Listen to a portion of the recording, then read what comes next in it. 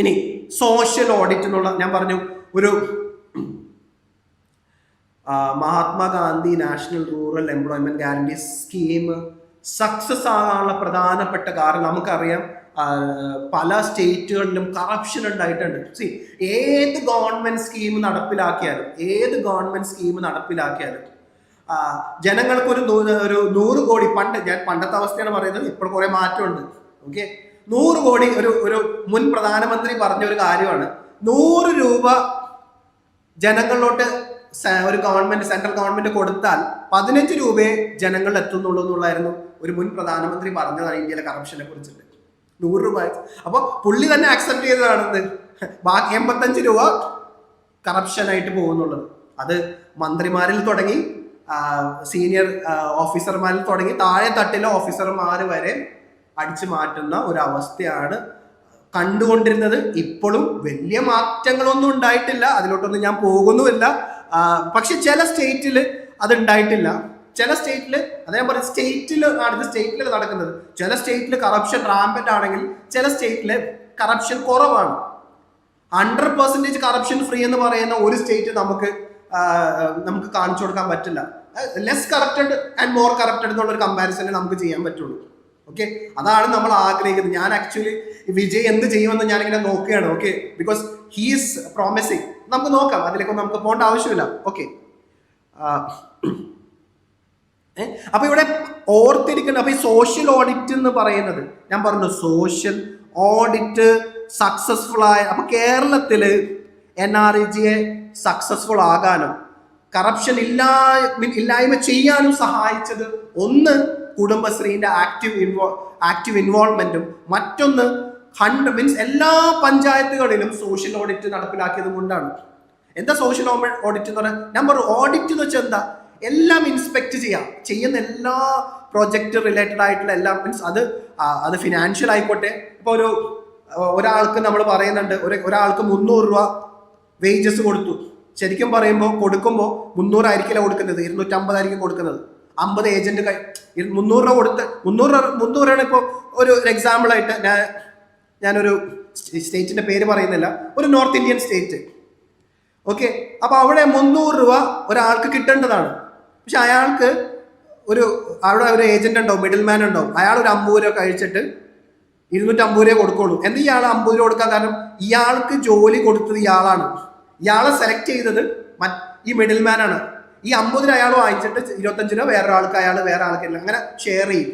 അപ്പൊ അവിടെ കറപ്ഷന് പോസിബിലിറ്റി ഉണ്ട്. അപ്പൊ ഇത് സോഷ്യൽ ഓഡിറ്റ് എന്ന് പറയുമ്പോൾ എന്താ ഇവർ ചെയ്യണമെന്ന് വെച്ച് കഴിഞ്ഞാല്, അയാളുടെ പേര്, മസ്റ്റർ റോളിൽ അയാളുടെ പേരും അയാൾ ചെയ്ത ദിവസങ്ങളും വർക്ക് ചെയ്ത ദിവസവും അയാൾക്ക് കിട്ടിയ പണം അവിടെ എഴുതിയിട്ടുണ്ടാവും. ഈ സോഷ്യൽ ഓഡിറ്റിന്റെ ഭാഗമായിട്ട് അയാൾ അടുത്ത് ചെന്നിട്ട് ഈ 300 കിട്ടിയ ആളടുത്ത് ചെന്ന് ചോദിക്കാം, നിങ്ങൾക്ക് എത്ര കിട്ടി? അപ്പൊ അയാൾ പറയും 250 കിട്ടിയുള്ളൂ. അപ്പൊ ബാക്കി 50 എന്ത് മറ്റേ ആളെടുത്തു. അപ്പൊ കറപ്ഷൻ അവിടേക്ക് വെളിച്ചത്തിലായി, ആക്ഷൻ എടുക്കും. ഇതാണ് സോഷ്യൽ. അതേ മാത്രമല്ല, റോഡിന്റെ ക്വാളിറ്റി. റോഡ് പണിതു, ഒരാഴ്ച കഴിഞ്ഞപ്പോഴും റോഡ് പൊളിഞ്ഞു. അപ്പൊ അവര് വീണ്ടും ഇൻസ്പെക്ഷൻ നടത്തും. എന്താ, മെറ്റീരിയൽ ചെക്ക് ചെയ്യും. ക്വാളിറ്റി മോശമാണ്. അപ്പൊ എത്ര രൂപ ആ റോഡിന് വേണ്ടിയിട്ട് മെറ്റീരിയൽ കോസ്റ്റ് വന്നു? ഇത്ര രൂപ. അത്രയും ആയിട്ടില്ല. കറപ്ഷൻ കണ്ടുപിടിച്ചു. അപ്പൊ എന്ത് ചെയ്യാൻ തുടങ്ങി? കോൺട്രാക്ടർമാർക്ക് മനസ്സിലായി ഇത് പറ്റൂല, ഈ കള്ളത്തരം പറ്റൂല. എന്ത് ചെയ്യണം? നല്ല ക്വാളിറ്റി കോസ്റ്റും അതേപോലെ തന്നെ വർക്ക് ചെയ്താൽ പൈസ കൃത്യമായിട്ട് കൊടുത്തില്ലെങ്കിൽ അത് പിടിക്കപ്പെടും എന്നുള്ളത്. അപ്പൊ ഇവിടെയൊക്കെ ഡിജിറ്റൽ ടെക്നോളജി, ഗവേണൻസ് ഒക്കെ ഒരുപാട് ഹെൽപ്ഫുൾ ആയിട്ടുണ്ട്. ഓക്കെ, അപ്പൊ അതാണ് സോഷ്യൽ ഓഡിറ്റിന്റെ ബേസിക് കൺസെപ്റ്റ്. അപ്പൊ ഇതൊരു ഡെമോക്രാറ്റിക് കമ്മ്യൂണിറ്റി ലെഡ് പ്രോസസ് ആണ്. ഇതാണ് കീവേഡ്. ഡെമോക്രാറ്റിക് ജനങ്ങളുടെ കമ്മ്യൂണിറ്റി ലെഡ് പ്രോസസ് ആണ്. ടു ഇവാലുവേറ്റ്, അവർ ഇവാലുവേറ്റ് ചെയ്യും execution, financial records and overall impact of a government programme. ഇതിനെയാണ് സോഷ്യൽ ഓഡിറ്റ്. അവിടെ ആ സോഷ്യൽ എന്നുള്ള വേർഡിന്റെ മീനിങ് വരുന്നതാണ് ജനങ്ങളുണ്ട്, കമ്മ്യൂണിറ്റി ഉള്ളതുകൊണ്ടാണ്. അപ്പൊ ഇത് നിർബന്ധമായിട്ട് സോഷ്യൽ ഓഡിറ്റ് അങ്ങനെ ചോദിക്കാം. സോഷ്യൽ ഓഡിറ്റ് മെൻഷൻ ചെയ്യുന്ന നിയമം ഏതാണെന്നുള്ളത്, ഏതാണ്? NREGA ആക്ട് ആണ്. അപ്പോൾ അത് സ്റ്റാറ്റ്യൂട്ടറി റിക്വയർമെന്റ് ആണ്. 2 പ്രാവശ്യം ഒരു ഫിനാൻഷ്യൽ ഇയറിൽ ട്വൈസ് കണ്ടക്ട് ചെയ്യണമെന്നാണ് പറയുന്നത്. ഓക്കെ, അപ്പൊ ഇവരെന്താ ചെയ്യുന്ന വെച്ചാല്, ഇൻഡിപെൻഡന്റ് ആയിട്ടുള്ള ആൾക്കാർ വന്നിട്ട് എന്ത് ചെയ്യും? ഒഫീഷ്യൽ റെക്കോർഡ് കളക്ട് ചെയ്യും. എന്നിട്ട് മസ്റ്റർ റോൾ എന്ന് വെച്ചാൽ ആ വർക്ക് ചെയ്തവരുടെ പേരും ഒക്കെ ഡീറ്റെയിൽസ്, വർക്ക് ചെയ്ത ദിവസവും പേരും അതിന്റെ റിലേറ്റഡ് ആയിട്ടുള്ള ഡീറ്റെയിൽസ് ഉള്ളതാണ് മസ്റ്റർ റോൾ. ബില്ല് ചെക്ക് ചെയ്യും. എന്നിട്ട് എന്ത് ചെയ്യും, അതുപോലെ തന്നെ അവരെന്ത് ചെയ്യും, വർക്ക് സൈറ്റിൽ പോയിട്ട് ഫിസിക്കലി വർക്ക് ചെയ്യും. എന്നിട്ട് ഈ കണ്ടുപിടുത്തം എല്ലാം എന്ത് ചെയ്യും, ഗ്രാമസഭയിൽ ഒരു പബ്ലിക് ഫോറത്തിൽ, ഗ്രാമസഭയോ അല്ലെങ്കിൽ ഒരു പബ്ലിക് ഫോറത്തിൽ എന്ത് ചെയ്യും, അവരത് വായിച്ച് ഒച്ചത്തിൽ മീൻസ് അറിയിക്കും, എല്ലാവരും അറിയിക്കും ഇന്ന സംഭവങ്ങളുണ്ട്. അപ്പൊ അവിടെ ജനങ്ങൾക്കോ വില്ലേജസിനോ എന്തെങ്കിലും കംപ്ലൈൻറ്റ്സ് ഉണ്ടെങ്കിൽ എന്ത് ചെയ്യാം, ആ കംപ്ലൈന്റ് കൊണ്ടുവരാം. അപ്പൊ ഇങ്ങനെയാണ് ഈ പ്രോസസ്സ് നടക്കുന്നത്. അപ്പൊ ഇവിടെ സോഷ്യൽ ഓഡിറ്റിന്റെ കേസിൽ ഞാൻ പറയും, റീസെന്റ് കേരളത്തിനൊരു മീൻസ് കേരള ഒരു മിനിസ്ട്രി ഓഫ് റൂറൽ ഡെവലപ്മെന്റ് ഒരു സർവേ നടത്തി. ഏത് സ്റ്റേറ്റിലാണ് ഏറ്റവും മികച്ച രീതിയിൽ സോഷ്യൽ ഓഡിറ്റ് കണ്ടക്ട് ചെയ്യുന്നത്, അതിന് ഫസ്റ്റ് റാങ്ക് കിട്ടിയത് കേരളത്തിനാണ്. എന്താണ്, കേരളം became the first state in India to achieve 100% coverage in all the village panchayat. എല്ലാ വില്ലേജ് പഞ്ചായത്തിലും സോഷ്യൽ ഓഡിറ്റ് കണ്ടക്ട് ചെയ്ത ആദ്യത്തെ സ്റ്റേറ്റ് ആണ് എന്ത്, കേരളം. അപ്പോൾ അതൊരു വലിയ ഇമ്പോർട്ടൻ്റ് ആയിട്ടുള്ള ഒരു ഇൻഫർമേഷൻ ആണ്, നോട്ട് ചെയ്ത് വെക്കുക. 2024 ഒരു ചോദ്യം ചോദിച്ചിട്ടുണ്ട്, ഒന്ന് ആൻസർ ചെയ്തത് സിമ്പിളാണ്. കേരളമാണ് നമുക്കറിയാം ഫസ്റ്റ് സ്റ്റേറ്റ് ഇൻ ഇന്ത്യ, 2024 ചോദിച്ചാണ്. To reach the social auditing, കേരളമാണ് ആൻസർ. അപ്പോൾ നമുക്കറിയാം മൊത്തം കേരളത്തിലെ എല്ലാ 941 പഞ്ചായത്തുകളിലും, റൂറൽ പഞ്ചായത്തുകളിലും എന്ത് നടത്തിയിട്ടുണ്ട്, സോഷ്യൽ ഓഡിറ്റ് നടത്തിയിട്ടുണ്ട്. അതേപോലെ തന്നെ അതിൻ്റെ ഭാഗമായിട്ട് നമുക്കൊരു ഇത് ഓഡിറ്റ് നടത്തുന്നതിൻ്റെ ഒരു സോഷ്യൽ ഓഡിറ്റ് യൂണിറ്റ് എന്ന് പറഞ്ഞൊരു ഇൻഡിപെൻഡൻറ്റ് സൊസൈറ്റി ഉണ്ട്, അതിനുവേണ്ടി എസ്റ്റാബ്ലിഷ് ചെയ്തിട്ടുണ്ട് ഇത് നടപ്പിലാക്കാൻ വേണ്ടിയിട്ട്. അതൊന്ന് അറിഞ്ഞിരിക്കുക, സോഷ്യൽ ഓഡിറ്റ് യൂണിറ്റ്. ഓക്കെ, ഇനി ഇവിടെ നിന്നും ഒരു ചോദ്യം, സാധാരണ വളരെ ഡീപ്പ്, ഞാൻ പറഞ്ഞ ചില ക്വസ്റ്റ്യൻസ് വളരെ ഡെപ്തിൽ പോയിട്ട് PSC ചോദിച്ചിട്ടുണ്ട്. 2024 ഒരു ചോദ്യമാണ്. അപ്പോൾ അത് ചോദിക്കുന്നതിന് മുമ്പ്, ആൻസർ ചെയ്യുന്നതിന് മുമ്പ്, schedule 1 of this act, schedule 1 മാറിപ്പോറതെ, ഷെഡ്യൂൾ 1 നമ്മൾ ഷെഡ്യൂൾ എന്നൊക്കെ കേൾക്കുമ്പോൾ കോൺസ്റ്റിറ്റ്യൂഷനിൽ മാത്രമല്ല ഷെഡ്യൂൾ ഉള്ളത്, എല്ലാ പ്രധാനപ്പെട്ട നിയമങ്ങളിലും ഷെഡ്യൂൾസും സെക്ഷൻസും ഒക്കെ ഉണ്ട്. അപ്പോൾ ഈ NRG ആക്ടിലെ ഷെഡ്യൂൾ 1 പറയുന്നത്, NRG ആക്ടിലെ ഷെഡ്യൂൾ 1 പറയുന്നത് എന്താണ്, നമുക്ക് നമ്മൾ പലതരത്തിലുള്ള വർക്ക് NRGയുടെ ഭാഗമായിട്ട് ചെയ്യുന്നുണ്ടല്ലോ. അപ്പൊ ഈ വർക്കുകളെ 4 കാറ്റഗറി ആയിട്ട് നമുക്ക് എന്ത് ചെയ്യാം, തിരിക്കും, ഗ്രൂപ്പ് ചെയ്തിട്ടുണ്ട് schedule 1 of the NRG act. Category A എന്താ പറയുന്നത്, ഇത് പഠിച്ചോട്ടെ. ഈ 4 കാറ്റഗറി ഇമ്പോർട്ടൻ്റ് ആണ്. Category A, category B, category C, category D. Category A എന്താ, public works relating to national resource management. ഈ കാറ്റഗറിയിലുള്ള വർക്കാണ് ഏറ്റവും കൂടുതൽ നമ്മൾ ഇംപ്ലിമെന്റ് ചെയ്യുന്നത്, public works relating to national resource management. പിന്നെ രണ്ടാമത്തെ കാറ്റഗറി എന്താണ്, കമ്മ്യൂണിറ്റി അസറ്റ്സ്. കമ്മ്യൂണിറ്റി എന്ന് പറയുമ്പോൾ എന്താണ്, ഒരാളുടെ അസറ്റ് അല്ല, ഒരു ഗ്രൂപ്പ് ഓഫ് പീപ്പിളിന്റെ അസറ്റ് ആണ്. ഒരു കോമൺ ലാൻഡ്, കോമൺ സ്പേസ്, പാർക്കൊക്കെ എന്താണ്, പബ്ലിക് പാർക്കൊക്കെ എന്താണ്, കമ്മ്യൂണിറ്റി അസറ്റ് ആണ്. അതേപോലെ തന്നെ ഇൻഡിവിജ്വൽ അസറ്റ്സ് ആയിരിക്കാണ് വൾണറബിൾ സെക്ഷൻസ് എന്ന് എടുത്ത് പറയുന്നുണ്ട്. ഇവിടെ വൾണറബിൾ സെക്ഷൻ ഇവിടെ ഉദ്ദേശിക്കുന്നത് schedule caste and schedule tribe population, woman, disabled etcetera, അങ്ങനെ വരും. ഓക്കെ, അപ്പോൾ രണ്ടാമത്തെ കാറ്റഗറി എന്താണ്, community asset or individual assets for vulnerable sections. മൂന്നാമത്തെ കാറ്റഗറി എന്താണ്, കോമൺ ഇൻഫ്രാസ്ട്രക്ചർ ഫോർ NRLM. അത് പിന്നീട് ഇൻട്രൊഡ്യൂസ് ചെയ്തു, നാഷണൽ റൂറൽ ലൈവ്ലിഹുഡ് മിഷൻ. അത് ഇമ്പോർട്ടൻ്റ് ആണ്, അതിൽ നിന്ന് PSC ചോദ്യം ചോദിച്ചിട്ടുണ്ട് മെയിൻസിന്. ഇനി അടുത്ത ഗവൺമെന്റ് സ്കീംസിൽ ഇതൊക്കെ നമുക്കത് ഡിസ്കസ് ചെയ്യാം. അപ്പോൾ NRLM കംപ്ലയൻസ് സെൽഫ് ഹെൽപ്പ് ഗ്രൂപ്പ്സിന് വേണ്ടിയുള്ള കോമൺ ഇൻഫ്രാസ്ട്രക്ചർ ആണ് കാറ്റഗറി സി. കാറ്റഗറി ഡി എന്താണ്, റൂറൽ ഇൻഫ്രാസ്ട്രക്ചർ. അങ്ങനെ 4. അപ്പോൾ NRGയുടെ ഭാഗമായിട്ട് പെർമിസിബിൾ വർക്ക്സിനെ 4 കാറ്റഗറി ആയിട്ട് തിരിച്ചിട്ടുണ്ട്. ഇതിൽ നിന്നും PSC ചോദ്യം ചോദിച്ചിട്ടുണ്ട്. എന്താണ്, ഒന്ന് ആൻസർ ചെയ്ത് നോക്കിയേ. ഒന്ന് നിങ്ങളുടെ ലോജിക്ക് വെച്ചിട്ട് ഒന്ന് ആൻസർ ചെയ്യാൻ ശ്രമിച്ചു നോക്കിയേ. 97/24 ക്വസ്റ്റ്യൻ പേപ്പറിലുള്ള ചോദ്യമാണ്. What are the works that can be included under the Mahatma Gandhi national rural eliminate ചെയ്യാൻ പറ്റുന്നിടത്തൊക്കെ എലിമിനേറ്റ് ചെയ്യാം. 4 സ്റ്റേറ്റ്മെന്റ് ഉണ്ട്. ചോയ്സ് നോക്കിക്കഴിഞ്ഞാൽ 3 ശരിയാണെന്ന് അറിയാം. തെറ്റുണ്ടെങ്കിൽ തന്നെ 1 ഉള്ളൂ, അല്ലെങ്കിൽ 4 ശരിയാവും. ഈ ചോയ്സ് നോക്കിയാൽ നമുക്ക് മനസ്സിലാവും 3 ഉറപ്പായിട്ടും ശരിയാണ്, ചിലപ്പോൾ 4 ശരിയാകാം, അല്ലെങ്കിൽ ഒരെണ്ണം തെറ്റുണ്ടാവാം. ഇതാണ് പോസിബിലിറ്റി. 2 ഓപ്ഷനേ ഉള്ളൂ. 3 സ്റ്റേറ്റ്മെന്റ് ശരി, 1 തെറ്റ്, അല്ലെങ്കിൽ 4 സ്റ്റേറ്റ്മെന്റ് ശരി.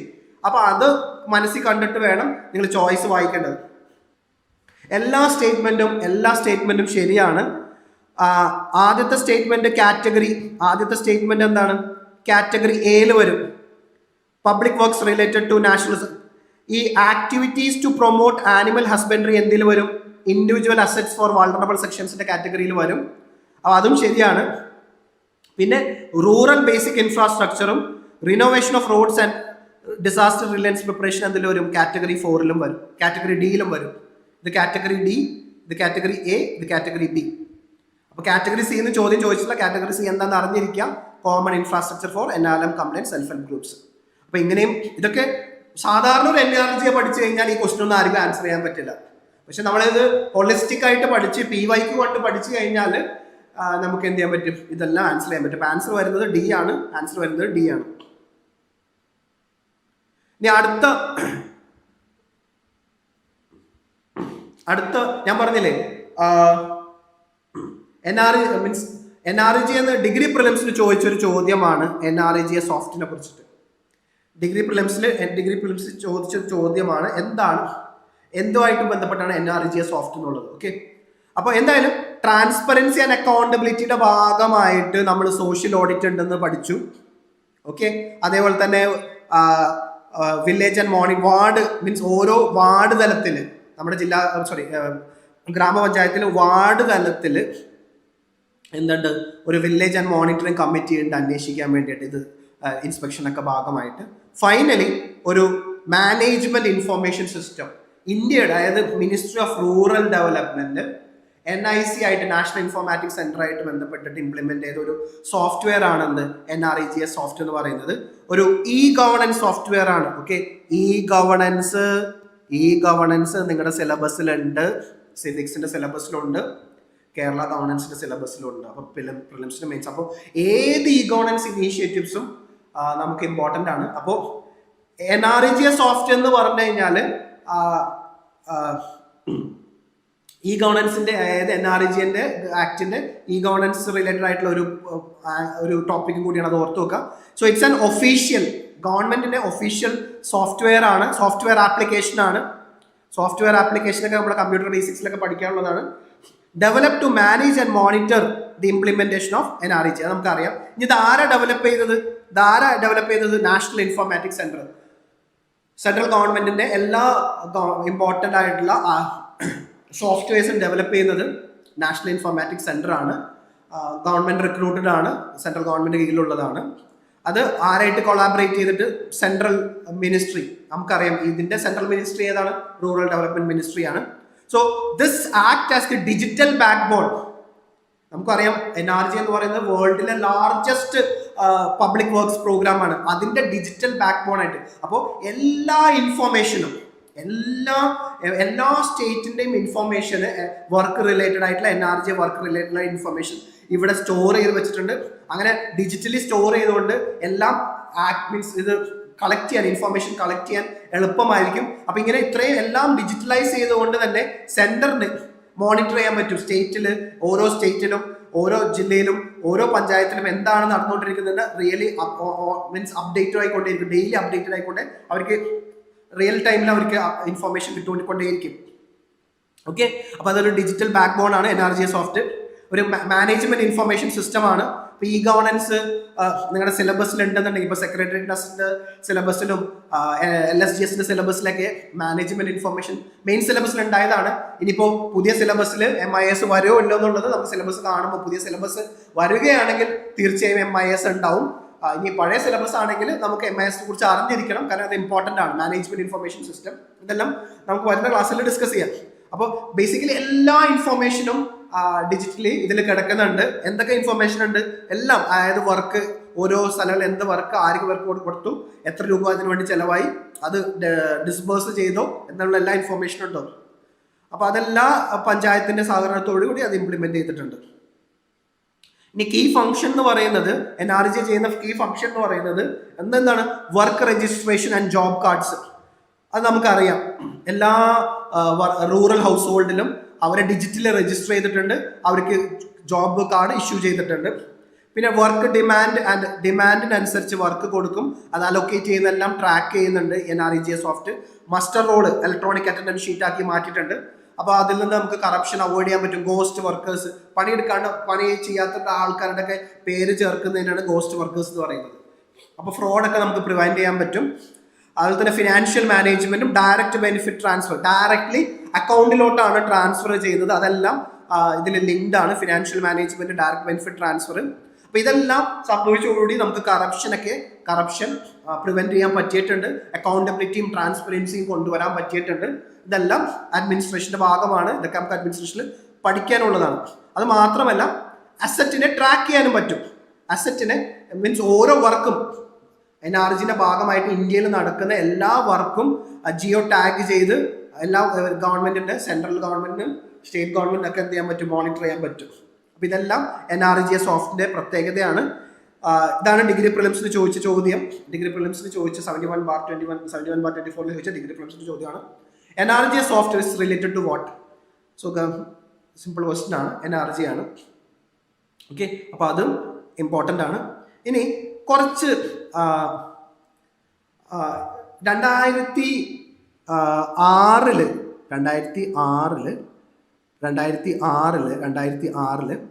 NREGA നടപ്പിലാക്കിയതിന് ശേഷം 2006 NREGA നടപ്പിലാക്കിയതിന് ശേഷം എന്ത് സംഭവിച്ചെന്ന് വെച്ചാൽ ഒരുപാട് ഫീഡ്ബാക്കിന്റെ പുറത്ത് ടൈം പ്രോഗ്രസ് നമുക്കറിയാം. 2006 ഇത് നടപ്പിലാക്കുമ്പോൾ 200 ജില്ലകളിലാണ് ആദ്യം ഇത് നടപ്പിലാക്കിയത്. 2007 ആയപ്പോഴത്തേക്കും കുറച്ച് 133 ജില്ലകളും കൂടി ആഡ് ചെയ്തു. 2008 ഓൾ ഇന്ത്യ ലെവലിൽ 2008 ആയപ്പോഴാണ് 2008 ഓൾ ഇന്ത്യ ലെവലിൽ 2008 ഓൾ ഇന്ത്യ ലെവലിൽ ഇത് കംപ്ലീറ്റ്ലി ഇംപ്ലിമെന്റ് ചെയ്യുന്നത്. 2008 ഇത് ഓൾ ഇന്ത്യ ലെവലിൽ കംപ്ലീറ്റ്ലി ഇംപ്ലിമെന്റ് ചെയ്യുന്നത്.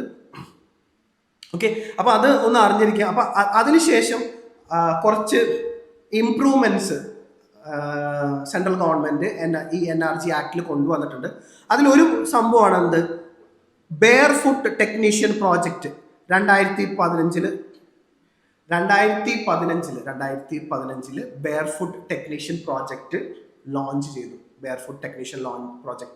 ലോഞ്ച് ചെയ്തു. അതിന്റെ ഭാഗം എന്ന് വെച്ചാൽ നമുക്കറിയാം, ബേസിക്കലി നമ്മളുടെ ഈ സ്കീം എന്ന് പറയുന്നത് അൺസ്കിൽഡ് വർക്കേഴ്സ് ആണ്. അപ്പോൾ ഈ അൺസ്കിൽഡ് വർക്കേഴ്സിന് കുറച്ച് സ്കില്ല് കൊടുക്കാൻ വേണ്ടിയിട്ട് അപ്പൊ ലോക്കൽ യൂത്തിനെ സെലക്ട് ചെയ്ത്, അതായത് സ്കൂൾ ഡ്രോപ്പ് ഔട്ട് ആയിട്ടുള്ള ലോക്കൽ യൂത്തിനെ ട്രെയിൻ ചെയ്യാൻ വേണ്ടിയിട്ടാണ്. അപ്പൊ അവർക്ക് എന്താ വെച്ചാൽ അവർക്ക് ബേസിക് സിവിൽ എഞ്ചിനീയറിംഗ് കൺസെപ്റ്റ്സ് പഠിപ്പിക്കുക അല്ലെങ്കിൽ ട്രെയിൻ ചെയ്യുക. അപ്പൊ basic civil engineering concepts local യൂത്തിന്, അതായത് സ്കൂൾ ഡ്രോപ്പ് ഔട്ട് ആയ യൂത്തിന് ട്രെയിനിങ് കൊടുക്കുന്ന വഴി എന്ത് സംഭവിച്ചെന്ന് വെച്ചാൽ NREGA വർക്ക്സിനെ പ്രോപ്പറായിട്ട് പ്ലാൻ ചെയ്യാനും സൂപ്പർവൈസ് ചെയ്യാനും സാധിക്കും. അപ്പൊ ഇതൊരു ഒരു ഇംപ്രൂവ്മെന്റ് ആണ്. എന്താണ്? അപ്പൊ അൺസ്കിൽഡ് വർക്കേഴ്സിനെ, പ്രത്യേകിച്ച് യൂത്തിനെ, സ്കൂൾ ഡ്രോപ്പ് ഔട്ട് ആയ യൂത്തിനെ എന്താണ് ബേസിക് സിവിൽ എഞ്ചിനീയറിംഗ് കൺസെപ്റ്റ്സ് പഠിപ്പിക്കുകയും അവരെ പഠിപ്പിച്ചതിന് ശേഷം അവരെ സൂപ്പർവിഷനിലും പ്ലാനിങ്ങിലും യൂസ് ചെയ്യാം. അതാണ് barefoot technician project. PSC ചോദിച്ച ചോദ്യമാണ് ബെയർ ഫുഡ് ടെക്നീഷ്യൻ പ്രോജക്റ്റ് എന്താണെന്നുള്ളത്. ഏത് വർഷമാണ് ബെയർ ഫുഡ് പ്രോജക്റ്റ് ഇംപ്ലിമെന്റ് ചെയ്തത്? 2015. പിന്നെ അതായത് സ്കിൽസ് ഇംപ്രൂവ് ചെയ്യാൻ വേണ്ടിയിട്ട് 2020 ഈ അൺസ്കിൽഡ് വർക്കേഴ്സിന്റെ സ്കിൽ ഇംപ്രൂവ് ചെയ്യാൻ വേണ്ടിയിട്ട് 2020 പ്രോജക്റ്റ് ഉന്നതി ഇൻട്രൊഡ്യൂസ് ചെയ്തു. എന്താ വെച്ചാൽ NREGA ബെനിഫിഷ്യറീസിന്റെ സ്കിൽ ബേസ് അപ്ഗ്രേഡ് ചെയ്യാണ് ഉദ്ദേശം. അത് ആർക്കാണ് അത് കൂടുതൽ കിട്ടുക? 100 ദിവസത്തെ വർക്ക് കംപ്ലീറ്റ് ചെയ്ത ആളുകളെ ഇതിനു വേണ്ടിയിട്ട് സെലക്ട് ചെയ്യും. എന്നിട്ട് എന്ത് ചെയ്യും? അപ്പൊ ഇപ്പം ഈ 100 ദിവസം ഇവർക്കുള്ള കിട്ടിയ വർക്ക് പാർഷ്യൽ എംപ്ലോയ്മെന്റ് അല്ല. ഒരു വർഷം 100 ദിവസമല്ലേ ജോലി കിട്ടുന്നുള്ളൂ. പക്ഷെ അവർക്ക് റിക്വയർഡ് സ്കിൽസ് കൊടുക്കുന്നതിൽ വഴി എന്ത് സംഭവിക്കുന്ന വെച്ചാൽ അവർക്ക് ഒരു ഫുൾ ടൈം സസ്റ്റൈനബിൾ ലൈവ്ലിഹുഡ് കിട്ടാനുള്ള ഒരു പോസിബിലിറ്റി ക്രിയേറ്റ് ചെയ്യാണ് ഗവൺമെന്റ് ചെയ്യുന്നത്. അപ്പോൾ പ്രോജക്റ്റ് ഉന്നതി എന്താണ് ചെയ്യുന്നത് വെച്ചാൽ പ്രോജക്റ്റ് ഉന്നതി ചെയ്യുന്നത് വെച്ചാൽ 100 ദിവസം NREGA വർക്ക് കംപ്ലീറ്റ് ചെയ്ത ആളുകൾക്ക് അവർക്ക് വേണ്ട റിക്വയർഡ് സ്കിൽസ് കൊടുത്ത് സ്കിൽ ട്രെയിനിങ് കൊടുത്ത് അവർക്ക് ഇപ്പോഴുള്ള പാർഷ്യൽ എംപ്ലോയ്മെന്റ് നിന്ന് ഒരു ഫുൾ ടൈം എംപ്ലോയ്മെന്റ് കിട്ടുന്ന ഒരു പോസിബിലിറ്റി ക്രിയേറ്റ് ചെയ്യാണ് പ്രോജക്റ്റ് ഉന്നതി ചെയ്യുന്നത്. അപ്പോൾ പ്രോജക്റ്റ് ഉന്നതിയും NREGA തമ്മിൽ അത് ഏത് വർഷമാണ് ഇംപ്ലിമെന്റ് ചെയ്യുന്നത്? 2020. അപ്പൊ 2015 barefoot technician project launch ചെയ്തു. 2020 പ്രോജക്റ്റ് ഉന്നതി ലോഞ്ച് ചെയ്തു. അതേപോലെ തന്നെ 2020 ഇംപ്ലിമെന്റ് ചെയ്ത ഒരു പ്രോജക്റ്റ് ആണത് ക്ലസ്റ്റർ ഫെസിലിറ്റേഷൻ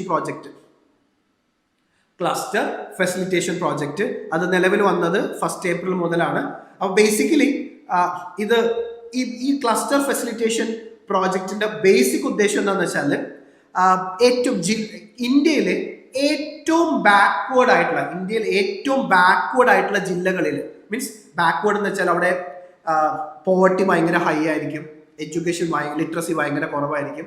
അപ്പോൾ പൊതുവെ സോഷ്യോ എക്കണോമിക് സ്റ്റാറ്റസിൽ വളരെ ലോ ആയിട്ടുള്ള ഡിസ്ട്രിക്ട്സിനെ സെലക്ട് ചെയ്ത് അവിടെ ഈ പറയുന്ന NREGA ആക്ട് കൂടുതൽ എഫക്റ്റീവായിട്ട് ഇംപ്ലിമെന്റ് ചെയ്യാൻ വേണ്ടിയിട്ടാണ് cluster facilitation project central government start ചെയ്തത്. അപ്പോൾ അതൊന്ന് അറിഞ്ഞിരിക്കുക. അപ്പോൾ അതിന്റെ ഭാഗമായിട്ട് ഇങ്ങനെ വേണമെങ്കിൽ ഈ ക്ലസ്റ്റർ ഫെസിലിറ്റേഷൻ പ്രോജക്റ്റിൽ ആസ്പിറേഷണൽ ഡിസ്ട്രിക്ട്സിനെ കുറിച്ചൊന്ന് മെൻഷൻ ചെയ്യുന്നതുകൊണ്ട് ഞാൻ ഒരു മെറ്റീരിയൽ ആഡ് ചെയ്താണ്. വേണമെങ്കിൽ ഇതിൽ ആസ്പിറേഷണൽ ഡിസ്ട്രിക്ട് പ്രോഗ്രാം എന്താണെന്ന് വേണമെങ്കിൽ PSCക്ക് ചോദിക്കാം. ഏതൊക്കെ ജില്ലകളാണ് അല്ലെങ്കിൽ കേരളത്തിന് ഏത് ജില്ലയാണ് ആസ്പിറേഷൻ ഡിസ്ട്രിക്ട് പ്രോഗ്രാമിൽ ഉള്ളതെന്ന് നമുക്ക് നോക്കാം. ഓക്കെ, അപ്പോൾ ഞാൻ പറഞ്ഞു ആസ്പിറേഷൻ ഡിസ്ട്രിക്ട് വെച്ചാൽ നീതി ആയോഗാണ് ഇത് നടപ്പിലാക്കുന്നത്. അപ്പോൾ ഇത് നടപ്പിലാക്കിയത് January 2018 ഇപ്പൊ ആസ് പെർ കറന്റ് 112 ജില്ലകളുണ്ട്, ആസ്പിറേഷൻ ഡിസ്ട്രിക്ട്സ് ഉണ്ട്. അപ്പോൾ ബേസിക്കലി ഞാൻ പറഞ്ഞില്ല ബാക്ക്വേർഡ് ആയിട്ടുള്ള ജില്ലകളാണ് ഈ ആസ്പിറേഷൻ ഡിസ്ട്രിക്ട്സ്. അപ്പൊ ഇവിടെ ഈ 5 കീ എക്കണോമിക് ഫാക്ടേഴ്സ് അവിടെ അതിൽ കൂടുതൽ ശ്രദ്ധ ഫോക്കസ് ചെയ്തുകൊണ്ടായിരിക്കും അവര് ഈ ആസ്പിറേഷൻ ഡിസ്ട്രിക്ട് പ്രോഗ്രാം കൊണ്ടുവരാം.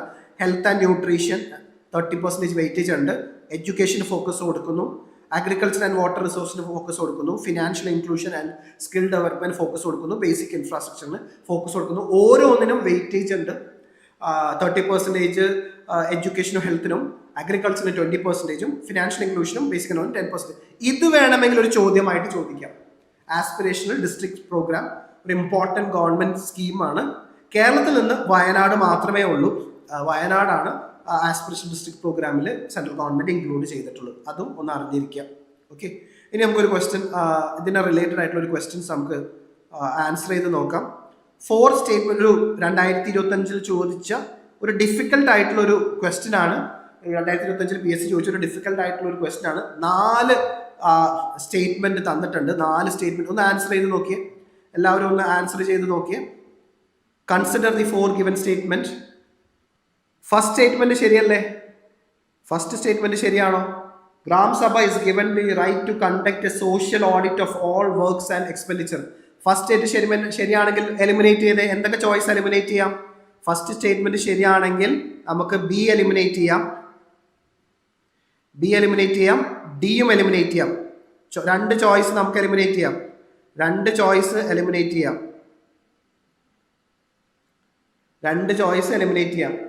ഇനി സെക്കൻഡ് സ്റ്റേറ്റ്മെന്റ് വായിച്ചു നോക്കിയേ. ഇത് തെറ്റ്, ഇയർ തെറ്റല്ലേ?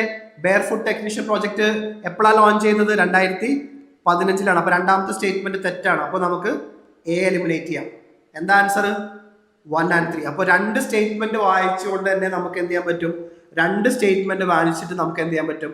ആൻസർ ചെയ്യാൻ പറ്റും. 2 സ്റ്റേറ്റ്മെന്റ് വായിച്ച് എലിമിനേറ്റ് ചെയ്താൽ നമുക്ക് ആൻസർ ചെയ്യാൻ പറ്റും. അപ്പോൾ തേർഡ് സ്റ്റേറ്റ്മെന്റ് നമുക്കറിയാം, പ്രോജക്റ്റ് ഉന്നതി എന്നുള്ളത് ഒരു സ്കില്ലിംഗ് പ്രോജക്റ്റ് ആണ്. സി കറക്റ്റ് ആണ്. ഇത് ക്ലസ്റ്റർ പ്രോജക്റ്റ് 2014 ഇത് കണ്ട ഭയങ്കര ഡിഫിക്കൽട്ടാണെന്ന് തോന്നും, പക്ഷെ നമുക്ക് സ്റ്റെപ്പ് ബൈ സ്റ്റെപ്പ് വെച്ചിട്ട് നമുക്ക് എന്ത് ചെയ്യാം? എലിമിനേറ്റ് ചെയ്ത് നമുക്ക് എന്ത് ചെയ്യാൻ പറ്റും? ആൻസർ ചെയ്യാൻ പറ്റും. ഓക്കെ, അപ്പൊ അങ്ങനെ നിങ്ങൾ ആൻസർ ചെയ്യാൻ ശ്രമിക്കുക. ഈവൻ ഈ ഇയർ അറിഞ്ഞുകൂടെങ്കിൽ കൂടി പ്രോജക്റ്റ് ഉന്നതി എന്താണെന്ന് അറിഞ്ഞാൽ നമുക്ക് എന്ത് ചെയ്യാൻ പറ്റും? ആൻസർ ചെയ്യാൻ പറ്റും. എലിമിനേറ്റ് ചെയ്തിട്ട് നമുക്ക് എന്ത് ചെയ്യാൻ പറ്റും? ആൻസർ ചെയ്യാൻ പറ്റും. അപ്പൊ അത് പഠിച്ചിരിക്കുക.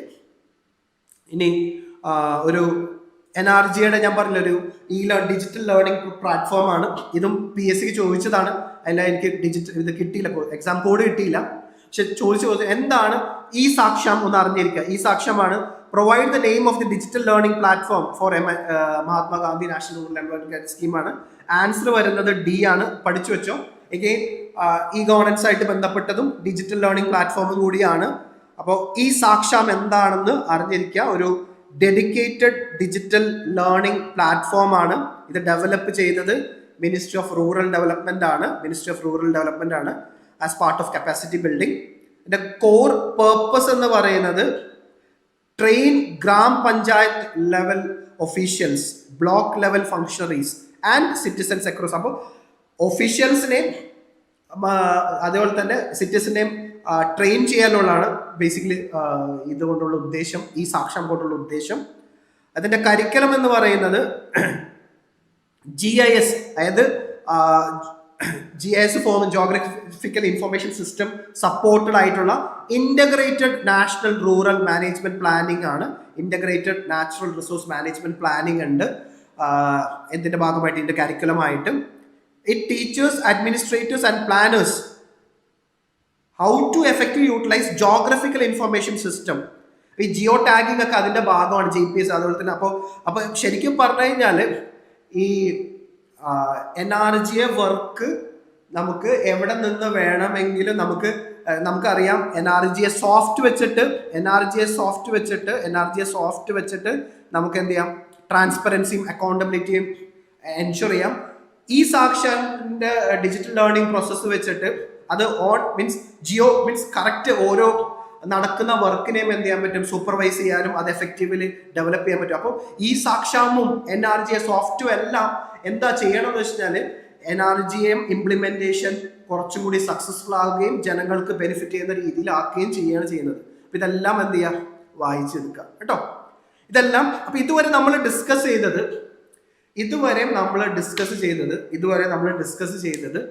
NRGA ഇൻ ജനറൽ ആണ്. മീൻസ് ഇന്ത്യ, അതായത് ഇതെല്ലാം NRGA ആക്ടിൽ പറയുന്ന പ്രൊവിഷൻസ് ആണ്. ഇനി കേരള സ്പെസിഫിക് ആയിട്ട് കുറെ മാറ്റങ്ങളുണ്ട് NRGA ആക്ടിൽ നിന്ന്. കേരള ഗവൺമെന്റിന് അതിനുള്ള ഫെസിലിറ്റീസ് ഉണ്ട്. എല്ലാ സ്റ്റേറ്റ് ഗവൺമെന്റിനും അവരുടെ ആവശ്യത്തിനനുസരിച്ച് NRGA ആക്ടിൽ മാറ്റങ്ങൾ വരുത്താം.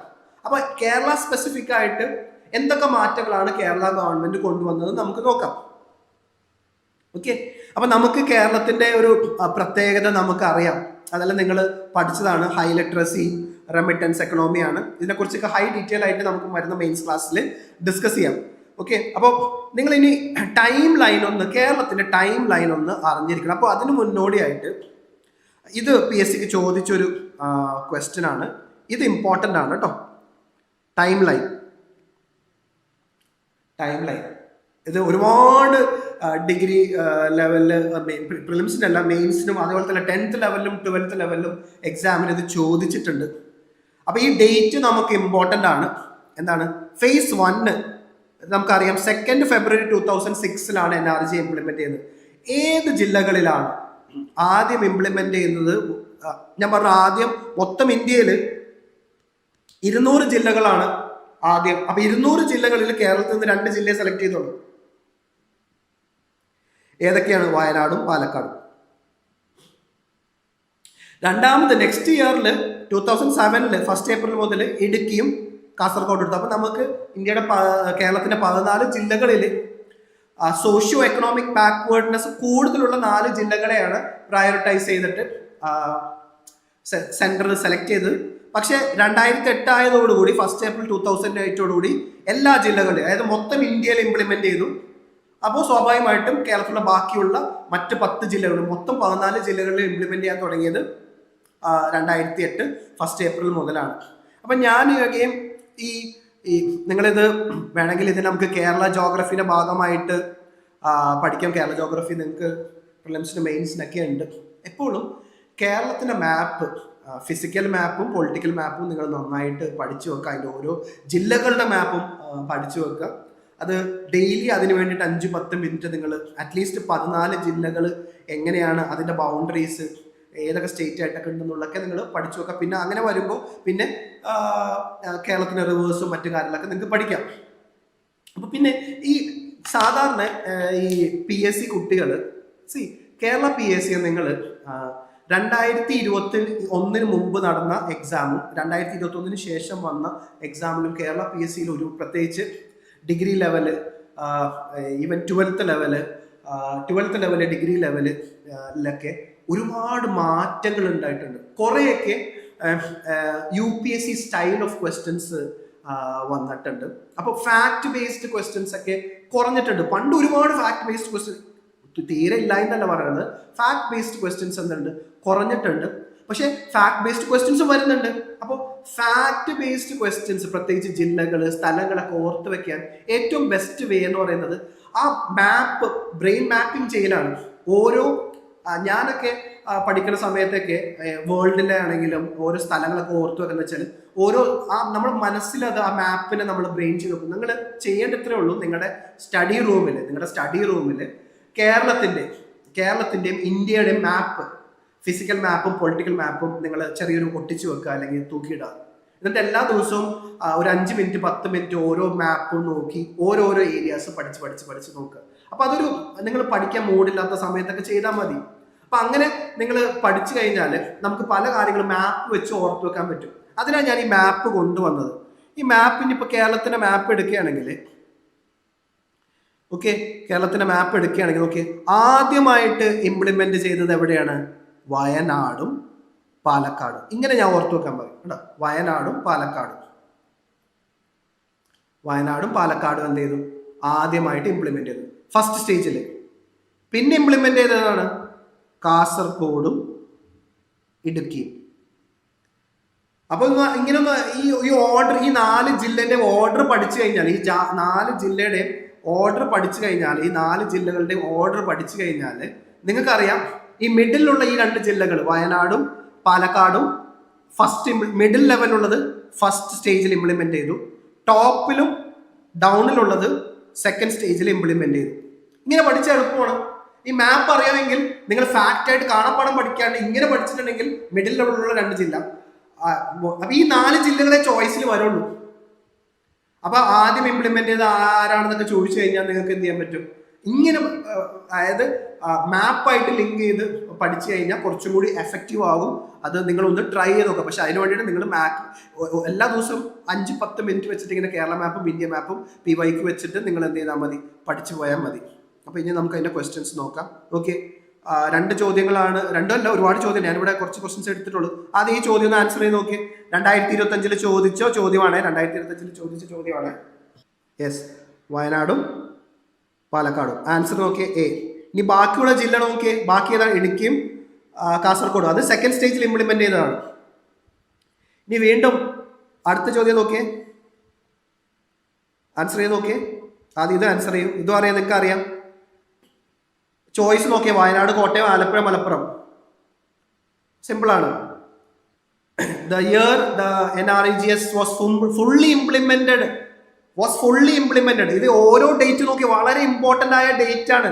ഇത് ആദ്യം ഇംപ്ലിമെന്റ് ചെയ്തു ഈ ഡേറ്റിൽ വയനാടും പാലക്കാടും, ഈ ഡേറ്റിൽ കാസർഗോഡും ഇടുക്കിയും. ഇവിടെ എപ്പോഴത്തേക്കും മൊത്തം ആൻസർ C. ഇനി അടുത്ത ക്വസ്റ്റ്യൻ ഒന്ന് ആൻസർ ചെയ്ത് നോക്കിയേ. ഇവിടെ തന്നെ ക്വസ്റ്റ്യൻ തന്നെ പറയുന്നുണ്ട് ഗവൺമെന്റ് ഓഫ് കേരള എന്ന് പറയുന്നുണ്ട്. നോട്ട് ടു സി, ഇതൊക്കെ തെറ്റിപ്പോടുന്നത്. നോട്ട് ട്രൂ ക്വസ്റ്റ്യൻ ആണ്. ആൻസർ ചെയ്തേ. C ആണ് ആൻസർ, നോട്ട് ട്രൂ.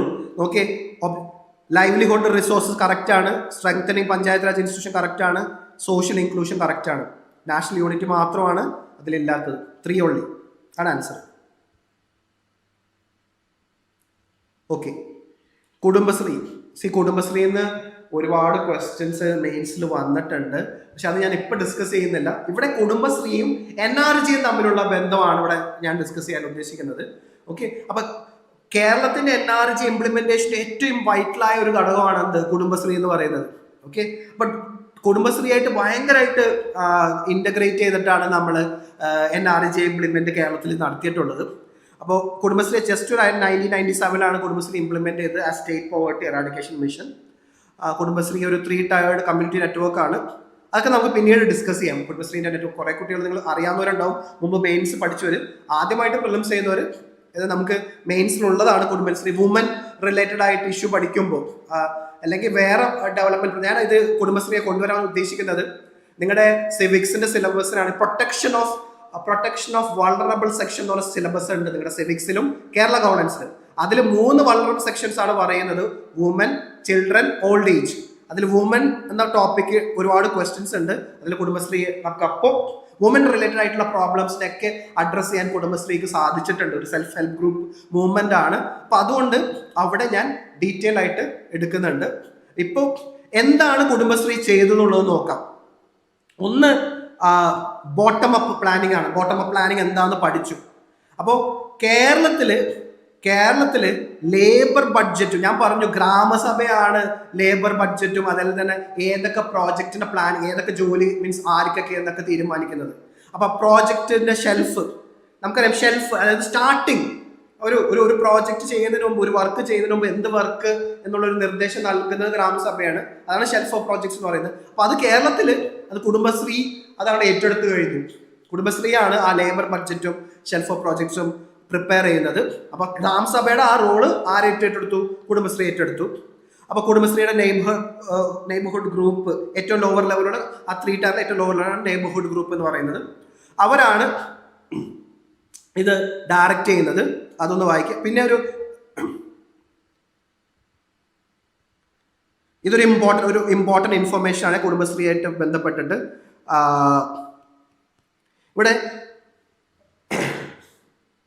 നോർമലി NRJ-ന്റെ പ്രത്യേകത എന്താണെന്ന് വെച്ചാൽ ദ വർക്ക് സൈറ്റ് സൂപ്പർവൈസേഴ്സ്, അതായത് NRJ-യുടെ വർക്ക് സൈറ്റ് സൂപ്പർവൈസേഴ്സിന് പറയുന്ന പേരാണ് മെയ്റ്റ്സ്. NRJ-യുടെ വർക്ക് സൈറ്റ് സൂപ്പർവൈസേഴ്സിന് പറയുന്ന പേരാണെന്ത്? മെയ്റ്റ്സ് എന്നുള്ളത്. കേരളത്തില് ഈ വർക്ക് സൈറ്റ് സൂപ്പർവൈസേഴ്സ് 100% എവിടെ നിന്നാണ് സെലക്ട് ചെയ്തിട്ടുള്ളത്? കുടുംബശ്രീ നെറ്റ്വർക്ക് എന്നാണ്. അപ്പോ സ്വാഭാവികമായിട്ട് കുടുംബശ്രീയിൽ എന്താ ഉള്ളത്? വുമനാണ്. അപ്പോൾ കേരളത്തില് മെയ്റ്റ്സ് വർക്ക് സൈറ്റ് സൂപ്പർവൈസേഴ്സ് എന്ന് പറയുന്നത് ആരാണ്? 100% വുമനാണ്. അത് ഇന്ത്യയിൽ കേരളത്തിൽ മാത്രമേ ഉള്ളൂ വർക്ക് സൈറ്റ് സൂപ്പർവൈസേഴ്സ് 100% വുമൻ ഉള്ളത്. ഓക്കെ, അപ്പൊ അത് ഒരു ടു ആൻ എക്സ്റ്റെൻഡ് ഒരു ഫീമെയിൽ ഫ്രണ്ട്ലി വർക്കിംഗ് എൻവയറമെന്റും കൊണ്ടുവന്നിട്ടുണ്ട് കേരളത്തിലെ ഈ റൈറ്റ് ടു വർക്കിന്റെ ഭാഗമായിട്ട്. നോർമലി നാഷണൽ ആക്ട് പ്രകാരം, നാഷണൽ റൂറൽ ആക്ട് പ്രകാരം അതിൽ പറയുന്ന കണ്ടീഷൻ 33% മതി എന്നാണ്. പക്ഷെ കേരളത്തിലെ കുടുംബശ്രീ ഏറ്റെടുത്തോടു കൂടി അത് 90 female participation in NRJ became more than 90%. അതിന്റെ ഭാഗമായിട്ട് മീൻസ് ഞാൻ പറഞ്ഞു നമ്മുടെ ഈവൻ ഈ കുടുംബശ്രീന്റെ ഇതിൽ തന്നെ ആ സ്പെസിഫിക് ഗൈഡ് ലൈൻസോട് കൂടി തന്നെ അല്ലെങ്കിൽ NRJ-ന്റെ ഗൈഡ് ലൈൻസിലൂടെ കൂടെ തന്നെ ഇത് ഇംപ്ലിമെന്റ് ചെയ്യുന്നത് വൾണറബിൾ ഗ്രൂപ്പ്സിലുള്ളവരെ പ്രത്യേകം സ്പെഷ്യലി ഫോക്കസ് ചെയ്യുന്നുണ്ട്. ആരൊക്കെയാണ്? Schedule caste, schedule tribe community, elderly or differently abled people. ഒരു സ്പെഷ്യൽ പ്രയോറിറ്റൈസേഷനും വർക്കിന്റെ കേസിൽ കൊടുക്കുന്നുണ്ട്. അവർക്ക് സൂട്ടബിൾ ആയിട്ടുള്ള വർക്ക് കൊടുക്കാനുള്ള കപ്പാസിറ്റി നമ്മൾ കേരളത്തിൽ ഇംപ്ലിമെന്റ് ചെയ്യുന്നുണ്ട്. പിന്നെ കുടുംബശ്രീ ഇന്റർപേഴ്സണൽ കമ്മ്യൂണിക്കേഷനും അവയർനെസ്സിനും ഹെൽപ്പ് ചെയ്യുന്നുണ്ട്. ബാങ്ക് അക്കൗണ്ട് ഓപ്പറേറ്റ് ചെയ്യാൻ, വർക്കേഴ്സിന്റെ റൈറ്റ് എന്തൊക്കെയാണെന്ന് അവയർനെസ് ക്രിയേറ്റ് ചെയ്യാൻ, ജനങ്ങളെ മീൻസ് വർക്കേഴ്സിനെ മൊബിലൈസ് ചെയ്യാനൊക്കെ കുടുംബശ്രീ ഒരു ഗ്രേറ്റർ ടൂളാണ് ചെയ്യുന്നത്. ഇനി കേരളത്തിന്റെ ഈ വർക്ക് കൾച്ചർ എങ്ങനെയാണ് ഈ പല ഇതായിട്ട് കൺവേർജ് ചെയ്തിട്ടുള്ളത്? അപ്പോൾ കേരളത്തിന്റെ പല വർക്കും ഫോക്കസ് ചെയ്യുന്നത് ട്രഡീഷണൽ അവരെ ഫോക്കസ് എന്ന് പറഞ്ഞാൽ ഒന്ന് റൂറൽ, ഇത് കേരളത്തിന്റെ കേസാണ് പറയുന്നത്, റൂറൽ റോഡ് കൺസ്ട്രക്ഷൻ, അതേപോലെ തന്നെ പ്രൊഡക്റ്റീവ് ആയിട്ടുള്ള asset, environmental friendly environmental sustainable assets ആണ് കേരളത്തിൽ നമ്മൾ കൂടുതൽ ഫോക്കസ് ചെയ്യുന്നത്. Like water conservation, agricultural support, പ്രത്യേകിച്ച് നമ്മൾ സുഭിക്ഷ കേരളം ഇനീഷ്യേറ്റീവായിട്ട് ഒക്കെ നമ്മളത് ലിങ്ക് ചെയ്തിട്ടുണ്ട്. കേരളത്തിന്റെ ലൈഫ് മിഷൻ ആയിട്ട് ലിങ്ക് ചെയ്തിട്ടുണ്ട്. ലൈഫ് മിഷനൊക്കെ വളരെ ഇമ്പോർട്ടൻ്റ് ആയിട്ടുള്ള ഗവൺമെന്റ് സ്കീംസ് ആണ്, നമ്മൾ ഡീറ്റെയിൽ ആയിട്ട് എടുക്കും. പക്ഷെ ഇവിടെ ലൈഫ് മിഷനെ നമ്മൾ എന്ത് ചെയ്തു? കുടുംബശ്രീ NRJ ആയിട്ട് ലിങ്ക് ചെയ്തിട്ടുണ്ട്. ലൈഫ് ഫിനാൻഷ്യൽ എംപവർമെന്റ് ആണ് ഉദ്ദേശിക്കുന്നത്, ഹൗസിംഗ് ഫോർ ദി ഹോംലെസ്. ഇതാണ് ലൈഫ് മിഷന്റെ ബേസിക് ഗോള്. നമുക്ക് ഡീറ്റെയിൽ ആയിട്ട് നമുക്കത് ഡിസ്കസ് ചെയ്യാം. പിന്നെ വേസ്റ്റ് മാനേജ്മെന്റിലൊക്കെ NRJ ആയിട്ട് ലിങ്ക് ചെയ്തിട്ടുണ്ട്. അതിന്റെ എല്ലാത്തിന്റെ മെയിൻ കാരണം കുടുംബശ്രീയാണ്. ഇത് വളരെ ഇമ്പോർട്ടൻ്റ് ആയിട്ടുള്ള ഒരു പോയിന്റ് ആണ്. ഒരുപാട് ക്വസ്റ്റ്യൻസ് ചോദിച്ചിട്ടുണ്ട്. Wage dynamics. അപ്പൊ ഇന്ത്യയിൽ ഞാൻ പറഞ്ഞു ഓരോ വേജ് എംപ്ലോയ്മെന്റ് ആണ് ഇത്. NREG എന്ന് പറയുന്നത് വേജ് എംപ്ലോയ്മെന്റ് ആണ്. ആൻഡ് എല്ലാ സ്റ്റേറ്റിലും ഒരേ വേജസ് അല്ല. ഇപ്പൊ കേരളത്തിൽ കൊടുക്കുന്ന NREG വേജും തമിഴ്നാട്ടിലെയും ആന്ധ്രയിലെയും UP-യിലെയും വേജസ് ഒക്കെ ഡിഫറെന്റ് ആണ്. പക്ഷെ കൊടുക്കുന്നത് സെൻട്രൽ ആണെങ്കിലും അപ്പോൾ ഓരോ സ്റ്റേറ്റിന്റെയും ഇൻഫ്ലേഷനെ ലിങ്ക് ചെയ്തിട്ടാണ്, അല്ലെങ്കിൽ അവരുടെ ബേസിക് മിനിമം വേജസിനെ ലിങ്ക് ചെയ്തിട്ടാണ് സെൻട്രൽ ഗവൺമെന്റ് തീരുമാനിച്ചിട്ട് ട്രാൻസ്ഫർ ചെയ്യുന്നത്. അപ്പോൾ വേജ് അതുപോലെ തന്നെ എല്ലാ വർഷവും ഒരു ആനുവൽ ഇൻക്രീസും ഉണ്ടാവും. അപ്പൊ അത് ശ്രദ്ധിക്കണം. ഇപ്പൊ വേജ് റേറ്റ്സ് എല്ലാ വർഷവും നമ്മൾ റിവൈസ് ചെയ്യാറുണ്ട്. അത് റിവൈസ് ചെയ്യുന്നത് ആരാണ്? റൂറൽ ഡെവലപ്മെന്റ് മിനിസ്ട്രിയാണ്. അത് റിവൈസ് ചെയ്യുമ്പോൾ ഇൻഫ്ലേഷൻ കൺസിഡർ ചെയ്യാറുണ്ട്. ഇൻഫ്ലേഷൻ പണപ്പെരുപ്പം കൺസിഡർ ചെയ്യാറുണ്ട്. നിങ്ങൾ എക്കണോമിക്സിൽ ഇൻഫ്ലേഷൻ പഠിച്ചിട്ടുണ്ടെന്ന് വിശ്വസിക്കുന്നു. അപ്പൊ ഇവിടെ നമ്മൾ യൂസ് ചെയ്യുന്ന ഇൻഫ്ലേറ്ററി ഇൻഡെക്സ് എന്ന് പറയുന്നത് consumer price index for agriculture labour ആണ്. അത് ഓർത്ത് വെക്കുക. ഓക്കെ, എല്ലാ വർഷവും ഫിനാൻഷ്യൽ ഇയർ സ്റ്റാർട്ട് ചെയ്യുമ്പോൾ എന്ത് ചെയ്യും? ഈ വേജ് റേറ്റ് റിവൈസ് ചെയ്യാറുണ്ട്. പക്ഷേ ഈ വർഷം അത് റിവൈസ് ചെയ്തിട്ടില്ല. കാരണം കേന്ദ്രം പറഞ്ഞതിന്റെ പ്രധാന കാര്യം എന്താണെന്ന് വെച്ചാൽ വികസിത് ഭാരത്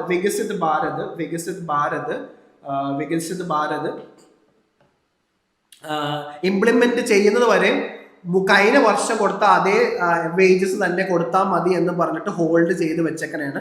അപ്പോൾ 1 ഏപ്രിൽ 2026 ആക്ച്വൽ റിവിഷൻ നടന്നിട്ടില്ല.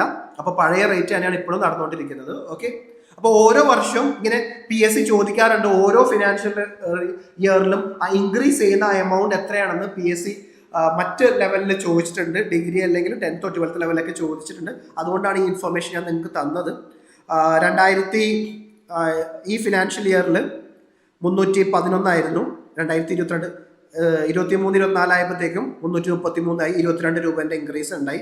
അത് തന്നെ 2024 ചോദ്യമായിട്ട് കണ്ടോ, ഇങ്ങനെയാണ് PSC ചോദിക്കുന്നത്. 2024 ഒരു ചോദ്യമാണ്. എത്ര രൂപയാണ് 1 ഏപ്രിൽ 2023 കൂട്ടിയെന്നുള്ളതാണ്. 22 രൂപയാണ് കൂട്ടിയത്. 311 നിന്ന് 333 ആക്കി. അപ്പൊ അതുകൊണ്ട് തന്നെ ജസ്റ്റ് ഞാൻ നിങ്ങൾക്ക് ഒരു ഇൻഫർമേഷൻ ആയിട്ട് പിറ്റത്തെ വർഷം 13 രൂപ കൂട്ടി. 1 ഏപ്രിൽ 13 രൂപ കൂട്ടി. 2025 23 രൂപ കൂട്ടി. ഇപ്പോഴത്തെ നിലവിലെ റേറ്റ് എന്ന് വെച്ചാൽ 1 ഏപ്രിൽ 2025 റേറ്റ് തന്നെയാണ് 2026 കിടക്കുന്നത്. അതിന് കാരണം പറഞ്ഞത് അപ്പൊ 369 രൂപയാണ്. 369 രൂപയാണ് ഇപ്പോൾ ഇപ്പോഴത്തെ നിലവിലെ റേറ്റ് കേരളത്തിൽ. അത് one of the highest rate ആണ്. മറ്റ് സ്റ്റേറ്റിനെ അപേക്ഷിച്ച് one of the highest rate ആണ്. ഇത് ഞാൻ ഓൾറെഡി പറഞ്ഞു. കാരണം സെൻട്രൽ ഗവൺമെന്റ് കാരണം പറഞ്ഞത് വികസിത് ഭാരത് സ്കീം ഇംപ്ലിമെന്റ് ചെയ്യുന്നവരെ റിവിഷൻ ചെയ്യുന്നില്ല എന്നാണ്. അപ്പൊ അതൊന്ന് നിങ്ങൾ അറിഞ്ഞിരിക്കുക. പിന്നെ ഇതിൻ്റെയൊക്കെ ട്രാൻസ്ഫർ എന്ന് പറയുന്നത് ഡയറക്റ്റ് കേരളത്തിൽ എല്ലാം ഡയറക്റ്റ് ഇലക്ട്രോണിക്കലി ആണ് ഫണ്ട് ട്രാൻസ്ഫർ. അവരുടെ വ്യക്തിപരമായ ഇൻഡിവിജ്വൽ ബാങ്ക് അക്കൗണ്ടിലോട്ടാണ് ട്രാൻസ്ഫർ ചെയ്യുന്നത്. അത് ബാങ്ക് അക്കൗണ്ടിലോ അല്ലെങ്കിൽ പോസ്റ്റ് ഓഫീസ് അക്കൗണ്ടിലോ അവരുടെ അക്കൗണ്ടിലോ സേവിങ്സ് അക്കൗണ്ടിലൊക്കെ ആയിരിക്കും ട്രാൻസ്ഫർ ചെയ്യുന്നത്. പിന്നെ കേരളത്തിൽ ജോയിന്റ് അക്കൗണ്ട് പ്രൊഹിബിറ്റ് ചെയ്തിട്ടുണ്ട്. കേരളത്തിൽ ഭാര്യയും ഭർത്താവിൻ്റെ അക്കൗണ്ട് ഇല്ല. അത് ഫുൾ വുമന്റെ കൺട്രോൾ ആയിരിക്കണം ഏർണിങ്സ് എന്ന് പറയുന്നത് ജോയിന്റ് അക്കൗണ്ട് കേരളത്തിൽ. അപ്പോൾ അക്കൗണ്ട് വുമന്റെ മീൻസ് ഇപ്പോൾ വുമൻ ആണ് അവിടെ വർക്ക് ചെയ്യുന്നതെങ്കിൽ അവരുടെ പേര് തന്നെ ആയിരിക്കും അക്കൗണ്ട് വേണ്ട, അതിലേക്കായിരിക്കും പൈസ ട്രാൻസ്ഫർ ചെയ്യുക. പിന്നെ ഈ വേജസിൽ കേരളം നേരിടുന്ന ഒരു പ്രധാന പ്രോബ്ലം എന്താണെന്ന് വെച്ചാൽ നമുക്കറിയാം നമ്മുടെ daily wage limit means wage എന്ന് പറയുന്നത് വളരെ ഹൈ ആണ്. 800, 900 അല്ലെങ്കിൽ അതിലും മേലേക്കെയാണ്. ഇപ്പോൾ എനിക്കറിയാം ഒരു ദിവസം 1500 രൂപ വാങ്ങിക്കുന്ന ഡെയിലി വർക്കേഴ്സ് വരെ, അതും നോർത്ത് ഇന്ത്യൻ വർക്കേഴ്സ് കേരളത്തിലുണ്ട്. അപ്പൊ അതുകൊണ്ട് തന്നെ ചെറുപ്പക്കാരെ ഈ വർക്കിലോട്ട് കിട്ടാൻ ബുദ്ധിമുട്ടാണ്. അപ്പൊ ഈ എമൗണ്ട് വളരെ കുറവായതുകൊണ്ട് അതാണ് വേജ് പാരഡോക്സ് എന്ന് പറയുന്നത്. അപ്പൊ അതുകൊണ്ട് തന്നെ കൂടുതലും കേരളത്തിലെ middle age and elderly rural woman ആണ് കൂടുതലും വർക്കായിട്ട് വരുന്നത്. യങ് പീപ്പിൾ മാക്സിമം അവർ അവോയ്ഡ് ചെയ്യാറുണ്ട്. പിന്നെ അഡ്മിനിസ്ട്രേറ്റീവ് സ്ട്രക്ചർ കേരളത്തിൽ പഞ്ചായത്ത്, ഇത് ഭയങ്കര ഇമ്പോർട്ടൻ്റ് ആണ്. ഒരുപാട് ക്വസ്റ്റ്യൻസ് ചോദിച്ചിട്ടുണ്ട്. 100% ഞാൻ പറഞ്ഞു 100% ഗ്രാമപഞ്ചായത്താണ്. 100% ഗ്രാമപഞ്ചായത്താണ് ഇത് ഇംപ്ലിമെന്റ് ചെയ്യുന്നത്. അതിനൊരു ഗ്രാമപഞ്ചായത്തിനൊരു സപ്പോർട്ടിംഗ് സ്റ്റാഫ് ഉണ്ട്. ഗ്രാമപഞ്ചായത്ത് സെക്രട്ടറി ആണ് രജിസ്ട്രേഷൻ ഓഫീസർ. അത് ചോദിച്ചിട്ടുണ്ട്, PSC ചോദിച്ചിട്ടുണ്ട്. അവരെ സഹായിക്കാനായിട്ട് അസിസ്റ്റന്റ് സെക്രട്ടറിമാരും വില്ലേജ് എക്സ്റ്റൻഷൻ ഓഫീസറും ഒക്കെ, ഡാറ്റ ഓപ്പറേറ്റേഴ്സ് ഒക്കെ ഉണ്ട്. ഡെഡിക്കേറ്റഡ് സ്റ്റാഫ് ഉണ്ട്. രജിസ്ട്രേഷൻ ഓഫീസേഴ്സ് ആരാന്ന് ചോദിച്ചാൽ ഗ്രാമപഞ്ചായത്ത് സെക്രട്ടറിയാണ്. അത് ചോദിച്ചിട്ടുണ്ട്, PSCക്ക് ചോദിച്ചിട്ടുണ്ട്. ട്രാൻസ്പെറൻസിന്റെ ഭാഗമായിട്ട് വാർഡ് തരത്തിൽ monitoring vigilance and monitoring committee ഉണ്ട്. പിന്നെ അതേപോലെ തന്നെ എല്ലാം മലയാളത്തിലായിരിക്കണം എന്നുണ്ട്, എല്ലാ പ്രോജക്റ്റ് എസ്റ്റിമേറ്റും. അപ്പം മലയാളം മീൻസ് വായിക്കാൻ പറ്റാൻ വേണ്ടിയിട്ട് ലാംഗ്വേജ് മലയാളത്തിലായിരിക്കണം, സിമ്പിൾ ലാംഗ്വേജ് ആയിരിക്കണം എന്നൊക്കെ നമ്മുടെ ഇതിലുണ്ട്. ഇത് 2025 ചോദിച്ച നല്ലൊരു ചോദ്യമാണ്. അത് ആൻസർ ചെയ്ത് നോക്കി. ഇവിടെ ശ്രദ്ധിക്കേണ്ടത് ഇൻകറക്റ്റ് ക്വസ്റ്റ്യൻ എന്നാണ്. ഇൻകറക്റ്റ് ആണ്. എന്താ തെറ്റ്? ഇൻകറക്റ്റ് ആണ്. എന്താ തെറ്റ്? ഫസ്റ്റ് സ്റ്റേറ്റ്മെന്റ് ശരിയല്ലേ? ഗ്രാമപഞ്ചായത്ത് ആർ റെസ്പോൺസിബിൾ ഫോർ ദി, അത് ശരിയായ സ്റ്റേറ്റ്മെന്റ് ആണ്, ഇൻകറക്റ്റ് അല്ല. Woman, scheduled caste, scheduled tribes and different label receive special priority, അതും ശരിയാണ്. ഈ സ്കീം സ്കിൽഡ് ലേബേഴ്സിന്റെ ആണോ? അല്ല, അൺസ്കിൽഡ് ആണ്. അപ്പോൾ കേരളത്തിൽ സ്കിൽഡ് ലേബേഴ്സിന്റെ ഷോർട്ടേജ് അല്ല, അൺസ്കിൽഡ് ലേബേഴ്സിന്റെ ഷോർട്ടേജ് ആണ് ഉള്ളത്. അതും ഷോർട്ടേജ് എന്ന് പറയുന്നത് നമുക്ക് കേരളത്തിൽ അത് കിട്ടാത്ത വേറൊന്നുമല്ല, കാരണം വേജ് ഹൈ ആയതുകൊണ്ടാണ്. അപ്പൊ ഇവിടെ ഓരോ വേർഡും നിങ്ങൾ ഭയങ്കര, ഞാൻ പറഞ്ഞില്ല, ഇതുണ്ട് 2025 ഡിഗ്രി മെയിൻസിൽ ചോദിച്ചൊരു ക്വസ്റ്റ്യൻ ആണ്. 2025 PSC ചോദിച്ചൊരു ചോദ്യമാണ്. അപ്പൊ ഇവിടെ ശ്രദ്ധിക്കേണ്ട കാര്യം എന്ന് വെച്ചാൽ ഇങ്ങനത്തെ ഒരു ക്വസ്റ്റ്യൻസ് വരുമ്പോൾ ഒരു ട്രിക്കി ക്വസ്റ്റ്യൻ ആണ്, പക്ഷെ വേർഡ് ബൈ വേർഡ് ശ്രദ്ധിച്ച് വായിച്ചു കഴിഞ്ഞാൽ നമുക്കറിയാം സെൻട്രൽ സ്റ്റേറ്റ് ഗവൺമെന്റും ഫണ്ട് ഷെയർ ചെയ്യുന്നുണ്ട്, അത് ശരിയായ സ്റ്റേറ്റ്മെന്റ് ആണ്. പക്ഷെ സ്കിൽഡ് അല്ല, ഇതാണ് തെറ്റായ സ്റ്റേറ്റ്മെന്റ് സി. അപ്പോൾ നിങ്ങൾ വളരെ ശ്രദ്ധിച്ച് വേണം ഓരോ ക്വസ്റ്റ്യൻസും ആൻസർ ചെയ്യാൻ. ഇൻകറക്റ്റ് ആണ് ചോദിച്ചിരിക്കുന്നത്. അടുത്ത ക്വസ്റ്റ്യൻ ഒന്ന് ആൻസർ ചെയ്യുന്നത്. ഇതും 2025 ചോദിച്ച ചോദ്യമാണ്. ആൻസർ എന്താണ്? ഗ്രാമപഞ്ചായത്താണ്. ആൻസർ എന്താണ്? ഗ്രാമപഞ്ചായത്താണ്. ബി ആണ് ആൻസർ. ഇതൊന്ന് ആൻസർ ചെയ്ത് നോക്കിയേ, ശ്രദ്ധിച്ചു. 3 സ്റ്റേറ്റ്മെന്റ് ആണ്. 2022 ചോദിച്ച ഒരു ചോദ്യമാണ്. ഫസ്റ്റ് സ്റ്റേറ്റ്മെന്റ് ശരിയാണ്, സെക്കൻഡ് സ്റ്റേറ്റ്മെന്റും ശരിയാണ്. മൂന്നാമത്തെ സ്റ്റേറ്റ്മെന്റ് ശരിയാണോ? മെൻ ഉണ്ടോ? മെൻ മെയ്റ്റ്സ് ഉണ്ടോ കേരളത്തിലെ കാര്യമാണ് ചോദിക്കുന്നത്. കേരളത്തിലെ മെൻ മെയ്റ്റ്സ് ഉണ്ടോ? ഇറ്റ് ഈസ് 100% വുമൻ ആണ് കേരളത്തിലെ മെയ്റ്റ്സ് ആയിട്ടുള്ളത്. വർക്കിംഗ് സൂപ്പർവൈസേഴ്സ് കേരളത്തിൽ ആരാണ്? 100% ആരാണ്? അപ്പോ തേർഡ് സ്റ്റേറ്റ്മെന്റ് തെറ്റാണ്. ആൻസർ എന്താ വരിക? A 1 and 2. തേർഡ് സ്റ്റേറ്റ്മെന്റ് തെറ്റാണ്. അപ്പൊ ഇതുവരെ ഇത് ഇൻസ്റ്റിറ്റ്യൂട്ട് ഒന്ന് നിങ്ങളെ അറിയിക്കാൻ വേണ്ടി പറഞ്ഞൊരു ഇൻഫർമേഷൻ ആണ്. കമ്പനി ബോർഡിന്റെ പുതിയ ബാച്ച് 21 മെയ്യിൽ സ്റ്റാർട്ട് ചെയ്യുന്നുണ്ട്. അതേപോലെ തന്നെ യൂണിവേഴ്സിറ്റി അസിസ്റ്റന്റ് മെയിൻസിന്റെ ബാച്ച് 25 മെയ്യിൽ. ഇത് നമ്മുടെ ടെലിഗ്രാം ചാനലിലും അതേപോലെ തന്നെ ഈ പറയുന്ന നമ്പേഴ്സിലേക്ക് നിങ്ങൾക്ക് കോണ്ടാക്ട് ചെയ്യാം. എന്തെങ്കിലും കോഴ്സിനെ കുറിച്ചിട്ടുള്ള ഡീറ്റെയിൽസ് അറിയാനാണെങ്കിൽ. ഫീ ഇതാണ്, ഈ പറയുന്ന മെൻഷൻ ചെയ്ത ഫീ ആണുള്ളത്. ഡീറ്റെയിൽസ് എല്ലാം വൊക്കാബ്സ്പീഡിയയുടെ കോണ്ടാക്റ്റിൽ നിങ്ങൾ കോണ്ടാക്ട് ചെയ്താൽ മതി. ആപ്പ് നിങ്ങൾക്ക് ഡൗൺലോഡ് ചെയ്യാം, പ്ലേ സ്റ്റോറിലും വൊക്കാബ്സ്പീഡിയയുടെ ആപ്പ് ഉണ്ട്. അപ്പോൾ രജിസ്റ്റർ ചെയ്യേണ്ടവർക്ക് അതിൽ രജിസ്റ്റർ ചെയ്യാം കേട്ടോ. ഓക്കെ, അപ്പോൾ ഇതുവരെ നമ്മൾ ഡിസ്കസ് ചെയ്തത് national rural employment guarantee act ആണ്. National rural employment guarantee act. Okay, ഇനി അധികം നേരമില്ല കേട്ടോ, ക്ലാസ് ഓൾമോസ്റ്റ് തീരാനായി. കാര്യം മേജർ ആയിട്ടുള്ള എല്ലാ കാര്യങ്ങളും പറഞ്ഞു കഴിഞ്ഞു. ഇനി ഒന്ന് കമ്പയർ ചെയ്താൽ മതി. ഇവിടെ Ayyankali urban employment guarantee scheme എന്ന് പറയുന്നത് കേരളത്തിൽ മാത്രമുള്ള ഒരു സ്കീമാണ്. ഇതൊരു സെൻട്രൽ NRG എന്ന് പറയുന്നത് സെൻട്രൽ ഗവൺമെന്റ് സ്കീം കേരളത്തിൽ ഇംപ്ലിമെന്റ് ചെയ്യുന്നതാണ്. അതൊരു റൂറൽ ഏരിയ സ്കീമാണ്. NRG ഒരു റൂറൽ ഏരിയ ഫോക്കസ്ഡ് സ്കീമാണ്. റൂറൽ ഡെവലപ്മെന്റ് ആണ് അതിന്റെ പ്രധാന ലക്ഷ്യം. അപ്പൊ കേരളത്തില് അപ്പൊ ഗവൺമെന്റ് എന്ത് വിചാരിച്ചു, റൂറൽ ഏരിയാസിൽ എംപ്ലോയ്മെന്റ് സ്കീം ഉണ്ട്, റൈറ്റ് ടു വർക്ക് ഉണ്ട്. അപ്പൊ അർബനിലുള്ള പുവർ പീപ്പിൾ എന്ത് ചെയ്യും, അവർക്കും വേണ്ടേ റൈറ്റ് ടു വർക്ക്. അങ്ങനെ കേരള ഗവൺമെന്റ് ഇംപ്ലിമെന്റ് ചെയ്ത സ്കീമാണ് എന്ത്, അയ്യങ്കാളി, മഹാത്മാ അയ്യങ്കാളിയുടെ പേരിലുള്ള ഒരു സ്കീം. എന്താണ് Ayyankali urban employment guarantee scheme. അത് നടപ്പിലാക്കിയ വർഷം 2010 മുതൽ നമ്മൾ ഇംപ്ലിമെന്റ് ചെയ്തു. അപ്പോൾ NREG റൂറൽ, അതായത് NREGയിലുള്ള എല്ലാ പ്രൊവിഷൻസും ഈ അർബൻ എംപ്ലോയ്മെന്റ് ഗ്യാരണ്ടി സ്കീമിലുണ്ട്.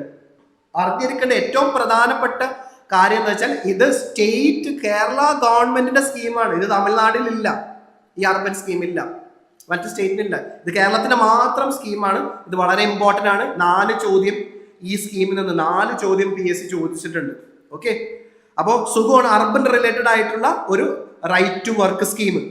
അപ്പോൾ Kerala became the first state in India to address this urban related problem.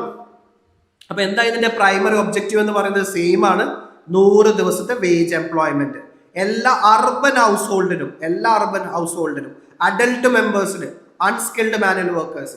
ഒറ്റ വ്യത്യാസമേ വന്നുള്ളൂ, അവിടെ റൂറൽ ഹൗസ് ഹോൾഡിന് പകരം ഇവിടെ അർബൻ ഹൗസ് ഹോൾഡ്. ബാക്കി എല്ലാം സ്കീം സെയിം ആണ്. പിന്നെ അവിടെ പഞ്ചായത്ത് ആയിരുന്നെങ്കിൽ ഇവിടെ ഇത് ഇംപ്ലിമെന്റ് ചെയ്യാൻ പോകുന്നത് ആരായിരിക്കും, അർബൻ ലോക്കൽ ബോഡീസ് ആയിരിക്കും, മുനിസിപ്പാലിറ്റിയോ കോർപ്പറേഷനോ ആയിരിക്കും ഇത് ഇംപ്ലിമെന്റ് ചെയ്യുക. അതാണ് വ്യത്യാസം. ഇവിടെ സ്കീമിൽ പറയുന്നത് NREGയുടെ സ്കീമിൽ പറയുന്നത് NREG Mahatma Gandhi national rural employment guarantee act, national ആക്ടിൽ പറയുന്നത് അറ്റ്ലീസ്റ്റ് 33% ബെനിഫിഷ്യറി വുമൻ ആണെന്നാ പറയുന്നത്. പക്ഷെ അത് കേരളത്തിൽ നടപ്പിലാക്കിയപ്പോൾ അത് നമുക്ക് ആ ആക്ട് നമ്മൾ മാറ്റിയൊന്നുമില്ല. പക്ഷെ കേരളത്തിൽ നടപ്പിലാക്കിയപ്പോൾ കുടുംബശ്രീന്റെ ഇൻഫ്ലുവൻസ് കാരണം അത് 90% വരെ എത്തിയിട്ടുണ്ട് വുമൻ. പക്ഷെ NREG ആക്ട് പറയുന്നത് 33% വുമൻ എന്നാണ്. ഇവിടെ അർബൻ എംപ്ലോയ്മെന്റ് ഗ്യാരണ്ടി സ്കീമിൽ അതിൽ പറയുന്ന, കേരളത്തിന്റെ സ്കീമിൽ തന്നെ പറയുന്നത് അറ്റ്ലീസ്റ്റ് 50% ബെനിഫിഷ്യറി വുമൻ ആണോ എന്ന് എടുത്ത് പറയുന്നുണ്ട്. പക്ഷെ അത് ഇംപ്ലിമെന്റ് ചെയ്തപ്പോൾ അത് എന്തായി മാറി, ഫീമെയിൽ പാർട്ടിസിപ്പേഷൻ വളരെ ഹൈ ആയി, അറൌണ്ട് 90%, 85 to 90% വരെ ആയി. പിന്നെ ബാക്കി എല്ലാ ഫീച്ചേഴ്സും സെയിം ആണ്. ഈക്വൽ വേജസ്, വേജ് റേറ്റ് എല്ലാ വർഷവും റിവൈസ് ചെയ്യണം, അൺഎംപ്ലോയ്മെന്റ് അലവൻസ് ഉണ്ട്, 15 ദിവസത്തിൻ്റെ ഉള്ളിൽ വർക്ക് കൊടുക്കണം, പിന്നെ വർക്ക് സൈറ്റ് ഫെസിലിറ്റീസ് ഉണ്ടാകണം, മെഡിക്കൽ ആൻഡ് ആക്സിഡന്റ് കവറേജ് ഒക്കെ വേണം എന്നാണ് ഈ സ്കീം പറയുന്നത്. അപ്പോൾ എല്ലാം സിമിലർ ആണ്. ഒരിടത്ത് റൂറൽ ഏരിയ ആണെങ്കിൽ ഈ scheme Ayyankali urban employment guarantee scheme provide ചെയ്യുന്നത് അർബൻ ഏരിയാസിലാണ്. അർബൻ ലോക്കൽ ബോഡീസ് ആണ് ഇത് ഇംപ്ലിമെന്റ് ചെയ്യുന്നത്. ഇത് കേരള ഗവൺമെന്റ് മാത്രം സ്കീമാണ്. ഇനി 2024 ഫാക്ട് ബേസ്ഡ് 2 ചോദ്യം ചോദിച്ചു. അവിടെ 22 രൂപ കൂട്ടിയ സമയം തന്നെയാണ്. ഇവിടെയും സെയിം തന്നെയാണ്. ഈവൻ വേജ് സെയിം ആയതുകൊണ്ട് തന്നെ നിങ്ങൾക്ക് ഓർത്ത് വെക്കാം, എന്താണ് 22 രൂപന്റെ ഇൻക്രീസ് ആണ് അന്ന് ഉണ്ടായത് 2023. ഇപ്പോഴത്തെ ഞാനിത് ഈ ക്വസ്റ്റ്യൻ അവർ ക്യാൻസൽ ചെയ്തതാണ്. പക്ഷെ അത് കറക്റ്റ് റേറ്റ് ഉണ്ടായിരുന്നില്ല. ഞാൻ ഇപ്പോഴത്തെ റേറ്റ് പഠിക്കാൻ വേണ്ടിയിട്ട് 365 ആണ് ഇപ്പോഴത്തെ നിലവിലത്തെ റേറ്റ്. ഇത് ഇയർ നോക്കാണ്ട് ഇപ്പോഴത്തെ നിലവിലെ കറണ്ട് വേജ് എത്രയാണെന്ന് വെച്ച് കഴിഞ്ഞാൽ, കേരളത്തിലെ നിലവിലെ കറണ്ട് വേജ്, അത് NREG ആയിക്കോട്ടെ, Ayyankali urban employment guarantee scheme ആയിക്കോട്ടെ, കറണ്ട് വേജ് എന്ന് പറയുന്നത് 369 ആണ്. അപ്പൊ ഇത് പഠിക്കാൻ വേണ്ടിയിട്ടാണ് ഞാൻ ഈ ക്വസ്റ്റ്യൻ ഇട്ടത്. നമ്മൾ ഈ ഫാക്ട് ഒരു പ്രാവശ്യം ക്വസ്റ്റ്യനിലൂടെ പഠിച്ചു കഴിഞ്ഞാൽ ഫാക്ട് കുറച്ചും കൂടി നിങ്ങൾക്ക് റീറ്റെയിൻ പവർ കൂടുതലായിരിക്കും. ഇനി ഈ ക്വസ്റ്റ്യൻ ഒന്ന് ആൻസർ ചെയ്ത് നോക്കിയേ. ഇത് 2024 ചോദിച്ച ചോദ്യമാണ്. ഒന്ന് ആൻസർ ചെയ്തേ. 4 സ്റ്റേറ്റ്മെന്റ് ആണ്. നിങ്ങൾക്ക് എലിമിനേഷൻ മെത്തേഡ് അപ്ലൈ ചെയ്യാം. ഓരോ വേർഡും ശ്രദ്ധിച്ച്, ഈ സ്റ്റേറ്റ്മെന്റിലുള്ള ഓരോ വേർഡും ശ്രദ്ധിച്ച് വായിക്കുക. എന്നിട്ട് എന്തെങ്കിലും സംശയമുള്ള വേർഡ് ഉണ്ടെങ്കിൽ അണ്ടർലൈൻ ചെയ്യാം. നിഷ നോക്കി എന്തുകൊണ്ടാണ് ഡി ആണ്? ഡി വരില്ലല്ലോ, 3rd സ്റ്റേറ്റ്മെന്റ് തെറ്റല്ലേ? സ്കിൽഡ് ഇല്ലല്ലോ, അൺസ്കിൽഡ് വർക്കേഴ്സ് മാത്രമല്ലേ ഉള്ളൂ. എന്താ ആൻസർ? അപ്പോ എല്ലാ അർബൻ ഏരിയകളിലും എല്ലാവർക്കും വർക്ക് പ്രൊവൈഡ് ചെയ്യുന്നില്ല. അതായത് മാനുവൽ വർക്ക് ചെയ്യാൻ റെഡി ആയിട്ടുള്ള അൺസ്കിൽഡ്, ആ വേർഡൊക്കെ ശ്രദ്ധിക്കണം. ഇവിടെ ഇങ്ങനെ ഇതെല്ലാം ശ്രദ്ധിച്ച് വേണം നിങ്ങൾ ആൻസർ ചെയ്യേണ്ടത്. ഇതാണ് correct. It guarantees 100, second statement correct, 100 days of employment to unskilled adult individuals in urban area who are willing to do manual labor. ഈ കണ്ടീഷൻ ഇവർക്കാണ് കൊടുക്കുന്നത്. അൺസ്കിൽഡ് അഡൾട്ട് ഇൻഡിവിജ്വൽസിന് അർബൻ ഏരിയയിൽ മാനുവൽ വർക്ക് ചെയ്യാൻ തയ്യാറാണെങ്കിൽ ജോബ് ഉറപ്പാണ്. Work normally similar ആണ്. ഇവിടെ skilled ഇല്ല, അൺസ്കിൽഡേ ഉള്ളൂ. ഇവിടെ എല്ലാ അർബൻ ഏരിയകളിലും എല്ലാവരും അതിന് ജോലി ചോദിച്ചാൽ ജോലി കൊടുക്കാൻ കേരള ഗവൺമെന്റ് സാധിക്കില്ല. അൺസ്കിൽഡ് ആയിട്ടുള്ള അഡൽട്ട് ഇൻഡിവിജ്വൽസിന് മാനുവൽ ലേബർ ആണ് കൊടുക്കുന്നത്. അപ്പൊ ആൻസർ വരുന്നത് കറക്റ്റ് വരുന്നത് 2ഉം 4ഉം ആണ്. ഇത് നല്ലൊരു ചോദ്യമാണ്. 2024 ചോദിച്ച ചോദ്യമാണ്. ശ്രദ്ധിച്ചു വായിക്കുക. നമ്പർ ഇടാൻ മറന്നു കേട്ടോ. ഇത് സ്റ്റേറ്റ്മെന്റ് 1, ഇത് സ്റ്റേറ്റ്മെന്റ് 1, ഇത് സ്റ്റേറ്റ്മെന്റ് 2, ഇത് സ്റ്റേറ്റ്മെന്റ് 3. ശ്രദ്ധിച്ചു വായിക്കുക. ഇത് ഓരോ വേർഡും ശ്രദ്ധിച്ചു വായിക്കുക. ഇൻകറക്റ്റ് ആണ് ചോദിച്ചത്, ഇൻകറക്റ്റ് ആണ് ചോദിച്ചിട്ടുള്ളത്. തെറ്റായ സ്റ്റേറ്റ്മെന്റ് ഏതാണെന്നാണ്. ഫസ്റ്റ് സ്റ്റേറ്റ്മെന്റ് തെറ്റാണ്, നമുക്കറിയാം. വയനാടും പാലക്കാടുമാണ്. ഇവിടെ ഞാൻ ഇവിടെ ഒന്ന് നിങ്ങൾക്ക് കാണാൻ വേണ്ടിയിട്ട് ഞാൻ ഇതേപോലൊക്കെ PSC ഉണ്ട്. ഇങ്ങനെ ഇത് സാധാരണ ഇങ്ങനെയൊക്കെ ചെയ്തുകൊണ്ടിരുന്ന UPSC സ്റ്റൈലിൽ ക്വസ്റ്റ്യൻസ് ആണ് ഇതൊക്കെ, ഇങ്ങനെ പിള്ളേരെ പറ്റിക്കാന്നുള്ളത്. ഇതിപ്പോ PSC ചെയ്യാൻ തുടങ്ങി. PSCന്റെ 2024 ചോദ്യമാണിത് കേട്ടോ. അയ്യങ്കാളി സ്കീം ഒരു നാഷണൽ സ്കീമാണോ? ഇല്ല, അതൊരു സ്റ്റേറ്റ് ഗവൺമെന്റ് സ്കീമാണ്. Ayyankali urban employment guarantee scheme എന്നാണ് അതിന്റെ പേര്. Ayyankali national urban employment guarantee scheme എന്നല്ല. അപ്പൊ അതുകൊണ്ട് ഇതാണ്, ബാക്കിയെല്ലാം ശരിയാണ്. ഈ നാഷണൽ ഉള്ള വേർഡാണ് തെറ്റ്, ബാക്കിയെല്ലാം ശരിയാണ്. ഓക്കെ, അപ്പൊ തെറ്റായ 2 സ്റ്റേറ്റ്മെന്റ് എന്ന് പറയുന്നത് 1ഉം 3ഉം ആണ്.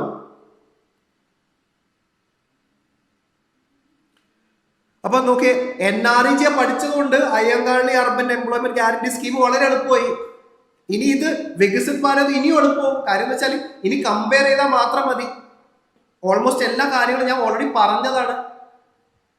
ഓക്കെ, അപ്പൊ ഇതിനെ ഓർത്തിരിക്കേണ്ടത്, ഇത് ഡിസംബർ 2025 ഇത് NREG ആക്ട് റീപ്ലേസ് ചെയ്തു. എന്ത് ആക്ടായി മാറി? Viksit Bharat guarantee for Rozgar and Ajeevika mission Gramin act എന്നായി പേര് വന്നു.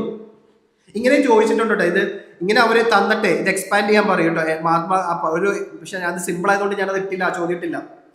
VB G Ramji ആക്ട് തന്നിട്ട് അവര് ഇതിന് എക്സ്പാൻഡ് ചെയ്യാൻ വേണ്ടി അങ്ങനെ വേണമെങ്കിൽ ചോദിക്കാം. അപ്പൊ അത് പഠിച്ചു വെച്ചു ഇതിന്റെ പേര്, ആക്ടിന്റെ പേര്.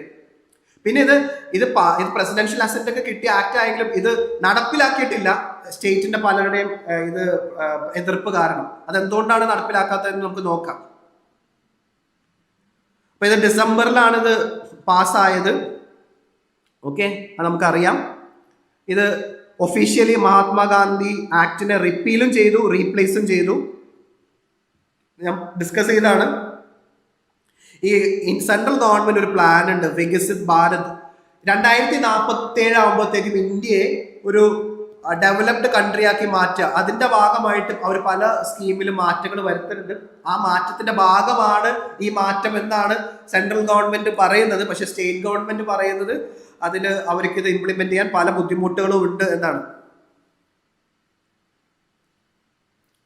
ഓക്കെ, ലൈവ്ലിഹുഡ് സെക്യൂരിറ്റി, സസ്റ്റൈനബിൾ എല്ലാം സെയിം ഫീച്ചേഴ്സ് ആണ്. ബാക്കിയൊന്നും അപ്പൊ എന്താണ് ഡിഫറെന്റ് എന്നുള്ളത് മാത്രം നിങ്ങൾ നോട്ട് ചെയ്ത് വെച്ച് കഴിഞ്ഞാൽ ഇതിന്റെ കോർ ഒബ്ജക്റ്റീവ്സ് വേണമെങ്കിൽ ചോദിക്കാം. ഈ ആക്ടിന്റെ 4 ഫൗണ്ടേഷണൽ പില്ലേഴ്സ് അല്ലെങ്കിൽ കോർ ഒബ്ജക്റ്റീവ്സ് എന്താണ്? ഒന്ന് എംപവർമെന്റ് ആണ്. എസ്പെഷ്യലി എങ്ങനെ എംപവർ ചെയ്യാൻ പറ്റും? Through employment and income security. 2 growth ആണ്. എങ്ങനെ? ക്രിയേഷൻ. എങ്ങനെ ഗ്രോത്ത് ഉണ്ടാവും? എക്കണോമിക് ഗ്രോത്ത് എങ്ങനെ ഉണ്ടാവും?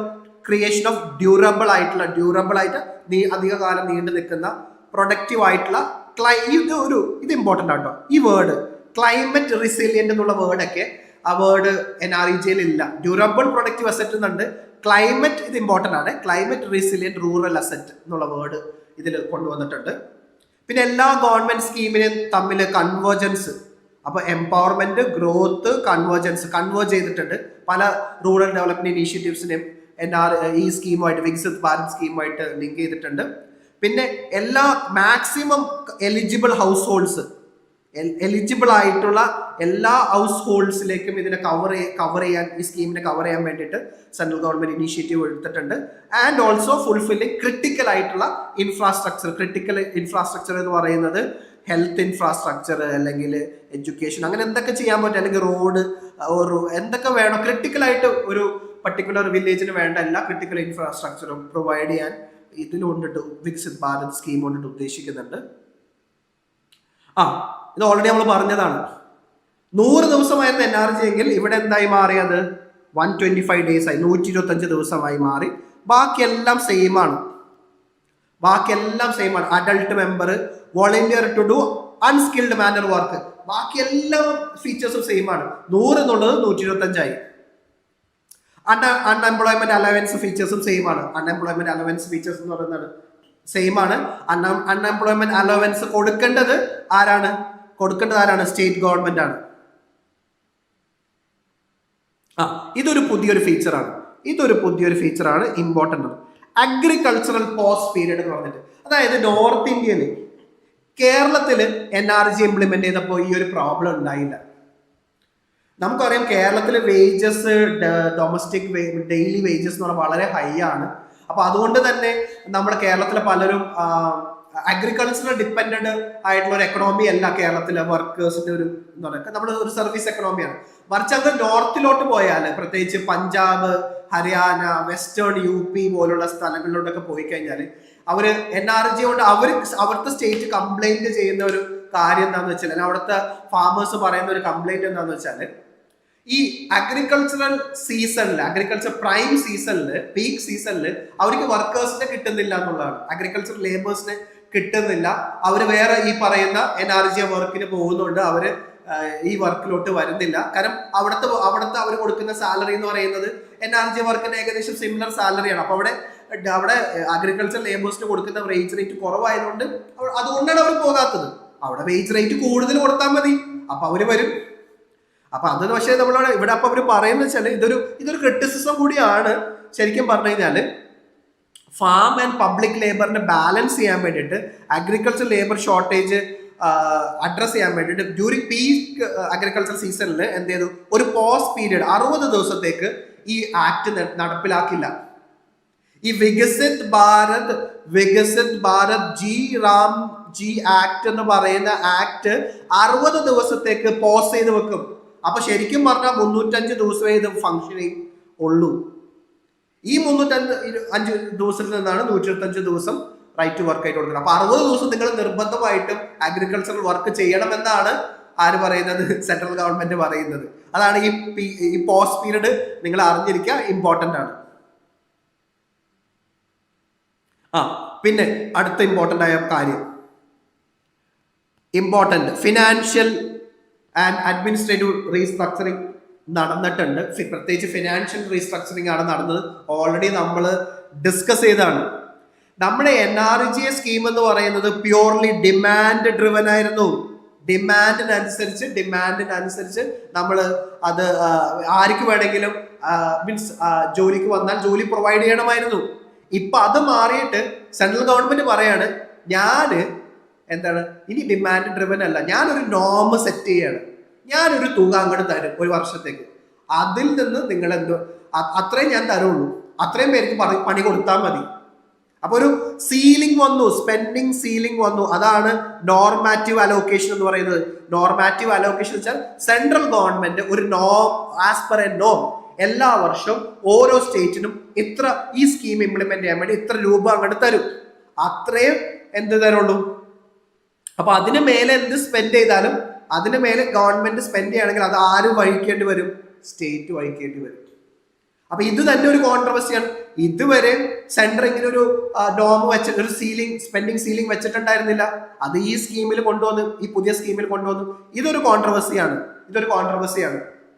രണ്ടാമത് കോസ്റ്റ് ഷെയറിംഗ് പാറ്റേണിൽ മാറ്റം വന്നു.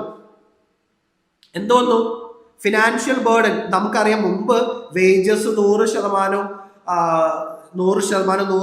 സെന്റർ ആയിരുന്നു. കോസ്റ്റ് ഓഫ് മെറ്റീരിയലിന്റെ 75% സെന്റർ ആയിരുന്നു. അത് മാറി എന്തായി മാറി? ഫിനാൻഷ്യൽ ബേർഡന്റെ ഷെയറിംഗ് എന്തായി മാറി? സെന്റർ 60% തരുള്ളൂ, ബാക്കി 40% സ്റ്റേറ്റ് കൊണ്ടുവരും. അപ്പോ കൂടുതൽ സ്റ്റേറ്റിന്റെ സൈഡിൽ നിന്ന് കൂടുതൽ ഫണ്ട് അലോക്കേറ്റ് ചെയ്യേണ്ടി വരും. ഇനി അതിന് എക്സെപ്ഷൻസ് ഉണ്ട്. അതായത് നോർത്ത് ഈസ്റ്റേൺ സ്റ്റേറ്റ്സിനും ഹിമാലയൻ സ്റ്റേറ്റ്സിനും അവിടെ സ്റ്റേറ്റ് റവന്യൂ കുറവായതുകൊണ്ട് ഇവരൊക്കെ സ്പെഷ്യൽ കാറ്റഗറി സ്റ്റേറ്റ്സ് ആയതുകൊണ്ട് 90% സെന്ററും സ്റ്റേറ്റ് 10% കോൺട്രിബ്യൂട്ട് ചെയ്താൽ മതി. അവർക്ക് പ്രശ്നമില്ല. മറ്റ് ഈ പറയുന്ന ഹിമാലയൻ സ്റ്റേറ്റ്സ് അല്ലാത്ത, നോർത്ത് ഈസ്റ്റേൺ സ്റ്റേറ്റ്സ് അല്ലാത്ത ബാക്കിയുള്ള എല്ലാവർക്കും ഈ 60-40 ഷെയറിംഗ് വരുന്നതുകൊണ്ട് അതും ഒരു പ്രശ്നമാണ്. അതും ഇത് നടപ്പിലാക്കുന്നതിൽ കുറച്ച് പ്രശ്നങ്ങളുണ്ട്. ഇതും പരിഹരിക്കേണ്ടി വരും. പിന്നെ ഓൾറെഡി ഞാൻ പറഞ്ഞു അഡ്മിനിസ്ട്രേറ്റീവ് ബഡ്ജറ്റ് ഇൻക്രീസ് ചെയ്തിട്ടുണ്ട്. NREGയിൽ അത് അഡ്മിനിസ്ട്രേറ്റീവ് കോസ്റ്റ് എൻ്റെ സീലിംഗ് 6% ഇത് 9% മാറ്റിയിട്ടുണ്ട്. അവർ പറയുന്ന റീസൺ എന്ന് വെച്ചാൽ ബെറ്റർ ലോക്കൽ സ്റ്റാഫിംഗ്, അവർക്ക് കൊടുക്കുന്ന റെമ്യൂണറേഷൻ, ട്രെയിനിങ്, ടെക്നിക്കൽ കപ്പാസിറ്റി ബിൽഡിങ്ങിന് വേണ്ടി, ഇതിനൊക്കെ വേണ്ടിയാണ് 6% എന്നുള്ളത് അഡ്മിനിസ്ട്രേറ്റീവ് കോസ്റ്റ് 9% മാറ്റിയത്. അപ്പൊ ഈ മാറ്റങ്ങളെല്ലാം ഇമ്പോർട്ടൻ്റ് ആണ്. ചോദ്യങ്ങൾ വരിക ഈ മാറ്റങ്ങളിൽ നിന്നായിരിക്കും. അല്ലെങ്കിൽ മിക്കവാറും ഇതിന് രണ്ട് ആക്ടിനെ തമ്മിൽ കമ്പയർ ചെയ്തുള്ള ചോദ്യം വേണമെങ്കിൽ വരാം. NREG ആക്ടും വികസിത് ഭാരത് ആക്ടും തമ്മിൽ കമ്പയർ ചെയ്തുകൊണ്ട് ക്വസ്റ്റ്യൻസ് വരാം. പിന്നെ ഇൻഫ്രാസ്ട്രക്ചറിൽ അവർ 4 ഏരിയ എടുത്ത് പറയുന്നുണ്ട്. 4 ഏരിയയിൽ വേണം work durable public asset create ചെയ്യണമെന്ന് പുതിയ ആക്ട് പറയുന്നുണ്ട്. ഏതൊക്കെയാണ് ആ 4 ഏരിയ? വാട്ടർ റിലേറ്റഡ് ആയിട്ടുള്ള, വാട്ടർ സെക്യൂരിറ്റി റിലേറ്റഡ് ആയിട്ടുള്ള, water related projects, water related works, ground water recharge, irrigation. പിന്നെ core rural infrastructure like rural roads, government school, laboratories, anganwadi building, library, skill development centres. പിന്നെ livelihood related infrastructure like storage facilities, local market, production assets പറയുന്നുണ്ട്. 4ാമത് climate റെസിലിയൻസിന് ഒരു focus കൊടുക്കുന്നുണ്ട്. Extreme weather events അതിനൊക്കെ address ചെയ്യാൻ വേണ്ടിയിട്ട് ആ തരത്തിലുള്ള വർക്ക്. അങ്ങനെ 4 water security, core rural infrastructure, livelihood rural related infrastructure, climate resilience. ഇത് 4 ഏരിയയിൽ വർക്കിൽ ഫോക്കസ് ചെയ്യാൻ ഈ പുതിയ ആക്ട് പറയുന്നുണ്ട്. അത് വേണമെങ്കിൽ ചോദിക്കാം. ഇത് പറയുന്നുണ്ട് കോസ്റ്റ് ഓഫ്, മൊത്തം ആക്ട് പറയുന്നുണ്ട് cost of materials in A district, cannot exceed total 40% of the total expenditure. ഇത് ഇമ്പോർട്ടൻ്റ് ആണ്. അപ്പോൾ ഒരു ജില്ലയിലോട്ട് 100 കോടിയാണ് വികസിത് ഭാരത് സ്കീമുമായിട്ട് അലോട്ട് ചെയ്യുന്നെങ്കിൽ അതിനു വേണ്ടി അവർ മെറ്റീരിയൽസും മെഷീനറീസിനൊക്കെ വേണ്ടി 40 കോടിന് മേലെ ഉപയോഗിക്കാൻ പാടില്ല. കാരണം 60 കോടി ലേബർ ഇൻറ്റൻസീവ് ആയിട്ടുള്ള വർക്ക് ലേബേഴ്സിന് വേണ്ടി കൊടുക്കാൻ വേണ്ടിയിട്ട്. അപ്പൊ ലേബർ ഇൻറ്റൻസീവ് വർക്കിന് വേണ്ടിയിട്ടാണ്, ലേബർ ഇൻറ്റൻസീവ് എംപ്ലോയ്മെന്റ് കൂട്ടാൻ വേണ്ടിയിട്ട്. അതായത് നിങ്ങൾ വലിയ മെഷീനറി ഒന്നും വാങ്ങിക്കാൻ പാടില്ല, ലേബേഴ്സിനെ കുറയ്ക്കുന്ന മെഷീനറീസ് ഒന്നും വാങ്ങിക്കാണ്ട് ലേബേഴ്സ് കൂടുതൽ പേർക്ക് ജോലി കൊടുക്കുക എന്ന ഉദ്ദേശത്തിന് വേണ്ടിയാണ് ഈ ഒരു കണ്ടീഷൻ വെച്ചിട്ടുള്ളത്. അപ്പൊ അതൊന്ന് ശ്രദ്ധിക്കാം. ഇനി പ്ലാനിങ്ങിന്റെയും ഗവേണൻസിന്റെ ഭാഗമായിട്ട് വലിയ ഇഷ്യൂസ് ഒന്നുമില്ല. ഓൾമോസ്റ്റ് ഡീസെൻട്രലൈസേഷൻ ഉണ്ട്, ഡിജിറ്റലൈസ്ഡ് ആണ്, ബോട്ടം അപ്പ് ആണ്, നമ്മൾ പഠിച്ചതാണ്. ഗ്രാമപഞ്ചായത്തിലാണ് ഇത് ഒറിജിനേറ്റ് ചെയ്യേണ്ടത്, അതെല്ലാം സിമിലർ ആണ്.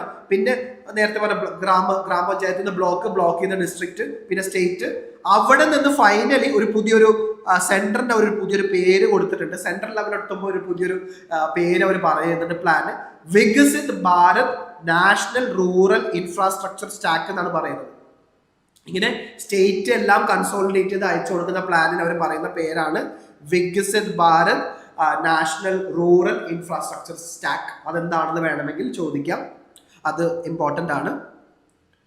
പിന്നെ അവരെന്താ ചെയ്യുന്നതെന്ന് വെച്ചാൽ സെൻട്രൽ ഗവൺമെന്റ് ഒരു ഇമ്പോർട്ടൻറ്റ് സെൻട്രൽ സ്കീം ഉണ്ട്, മാസീവ് ഇൻഫ്രാസ്ട്രക്ചർ, 100 കോടി, മീൻസ് 100 ലക്ഷം കോടി, അങ്ങനെ എന്താണ് ഭയങ്കര ഹ്യൂജ് ഇൻവെസ്റ്റ്മെന്റ് പ്ലാൻ ഉണ്ട്. PM huge infrastructure, road, port, railways, PM, അതാണ് PM ഗതിശക്തി. അത് നമ്മൾ ഡിസ്കസ് ചെയ്യുന്നുണ്ട്. ആ സ്കീം ഇമ്പോർട്ടൻ്റ് ആണ്. അതിനായിട്ട് ഈ സ്കീമിനെ വികസിത് ഭാരത് റാംജി ആക്ട് ആയിട്ട് ഇന്റഗ്രേറ്റ് ചെയ്തിട്ടുണ്ട്. പിന്നെ ഡിജിറ്റൽ മോണിറ്ററിംഗ് നമ്മൾ പഠിച്ചതാണ്. ലാസ്റ്റ് ഇൻട്രൊഡ്യൂസ് ചെയ്ത പല കാര്യങ്ങളും, digital master roll, geo tagging, direct payment, biometric authentication എല്ലാം ഇതിൽ നിർബന്ധമായിട്ട് പറയുന്നുണ്ട്. ട്രാൻസ്പെറൻസിന്റെ ഭാഗമായിട്ട് മാൻഡേറ്ററി സോഷ്യൽ ഓഡിറ്റും റിയൽ ടൈം MIS-ഉം ഒക്കെ യൂസ് ചെയ്യണമെന്ന്, ഡാഷ്ബോർഡ് ഒക്കെ യൂസ് ചെയ്യണമെന്നൊക്കെ പറയുന്നുണ്ട്. ഇനി നമുക്ക് കുറച്ച് മോഡൽ ക്വസ്റ്റ്യൻസ് പ്രാക്ടീസ് ചെയ്യാം. ഇതുവരെ റാംജി ആക്ട് നിന്ന് ഇതുവരെ ചോദ്യം ഒന്നും ചോദിച്ചിട്ടില്ല. ഒന്ന് ആൻസർ ചെയ്ത് നോക്കിയേ, എല്ലാവരും ഒന്ന് ആൻസർ ചെയ്ത് നോക്കിയേ. 3 സ്റ്റേറ്റ്മെന്റ് ശരിയല്ലേ? Under the Ramji Act, which of the following statements are correct? Women must receive equal wages as men. ശരിയാണ്. 3 സ്റ്റേറ്റ്മെന്റും മൂന്ന് സ്റ്റേറ്റ്മെന്റും ശരിയാണ്. ഇതൊന്ന് രണ്ടാമത്തെ ക്വസ്റ്റ്യൻ ഒന്ന് ശ്രദ്ധിച്ച് വായിച്ചിട്ടൊന്ന് ആൻസർ ചെയ്തേ. രണ്ടാമത്തെ ക്വസ്റ്റ്യൻ, ഡിമാൻഡ് എംപ്ലോയ്മെന്റ് ഉണ്ട്, ടൈംലി വേജ് പേയ്മെന്റ് ഉണ്ട്, skill linked livelihood support. Skill demand ചെയ്യുന്നുണ്ടോ? നോ, അൺസ്കിൽഡ് ആണ് ഇവിടെ വരുന്നത്. സ്കില്ലിന് വരാമെന്ന് പറയുന്നുണ്ട്, അതിന്റെ ഒരു ഭാഗമായിട്ട് സ്കില്ല്, പക്ഷെ അത് റൈറ്റ് ആയിട്ട് ചോദിക്കാൻ പറ്റില്ല. റൈറ്റ് എന്ന് പറഞ്ഞാൽ അത് അവകാശമായി മാറി, ചോദിച്ചാൽ കൊടുക്കണം എന്നുള്ളൊരു അവസ്ഥയായി വരും. അപ്പോൾ സ്കിൽ ലിങ്ക്ഡ് എപ്പോഴും ഗവൺമെന്റ് കൊടുക്കാൻ പറ്റണമെന്നില്ല. സ്കില്ല് ഡെവലപ്പ് ചെയ്യാനുള്ള ഇനീഷ്യേറ്റീവ്സ് പ്രോജക്റ്റ് ഉന്നതിയൊക്കെ ആയിട്ട് NRG കൊണ്ടുവന്നിട്ടുണ്ട്. അതിന്റെ കുറെ ഫീച്ചേഴ്സ് ഇവിടെ ഉണ്ട്, പക്ഷെ ഇത് റൈറ്റ് ആയിട്ട് ചെയ്യാൻ പറ്റില്ല. അപ്പോൾ തേർഡ് സ്റ്റേറ്റ്മെന്റ് റോങ് ആണ്. അപ്പോൾ A വരുള്ളൂ. തേർഡ് ക്വസ്റ്റ്യൻ ഒന്ന് ആൻസർ ചെയ്തേ. എന്താ third question answer? Yes, B ആണ് ആൻസർ. Aയും Cയും Dയും തെറ്റാണ്. നാലാമത്തെ ക്വസ്റ്റ്യൻ ഒന്ന് ആൻസർ ചെയ്തേ. ഇവിടെ നോക്കിയേ, ഞാൻ പറഞ്ഞു ഗ്രാമപഞ്ചായത്ത് നിന്ന് ബ്ലോക്ക് പഞ്ചായത്ത്, ബ്ലോക്ക് പഞ്ചായത്ത് നിന്ന് ഡിസ്ട്രിക്ട് പഞ്ചായത്ത്. ഇവിടെ എന്താണ്? Block level consolidating village plans into block level employment plans ആണ്. അപ്പൊ അതാരാ ചെയ്യുന്നത്? ബ്ലോക്ക് ഡെവലപ്മെന്റ് അല്ലെങ്കിൽ ബ്ലോക്ക് പഞ്ചായത്താണ്. ബ്ലോക്ക് പഞ്ചായത്തായിട്ട് ഡെവലപ്മെന്റ് ആയിട്ടുള്ള ബ്ലോക്ക് ഡെവലപ്മെന്റ് കമ്മിറ്റിയാണ്. അഞ്ചാമത്തെ ക്വസ്റ്റ്യൻ ഒന്ന് ആൻസർ ചെയ്തേ. നമുക്കറിയാം എന്താണ്, CAG ആയിട്ടൊരു ബന്ധമില്ല, എക്സ്ക്ലൂസീവ്ലി സ്റ്റേറ്റ് ഇല്ല, ഫിനാൻസ് മിനിസ്റ്റർ ഇല്ല, സോഷ്യൽ ഓഡിറ്റ് ബൈ ഗ്രാമസഭയാണ്. B ആണ് ആൻസർ 5ന്റെ.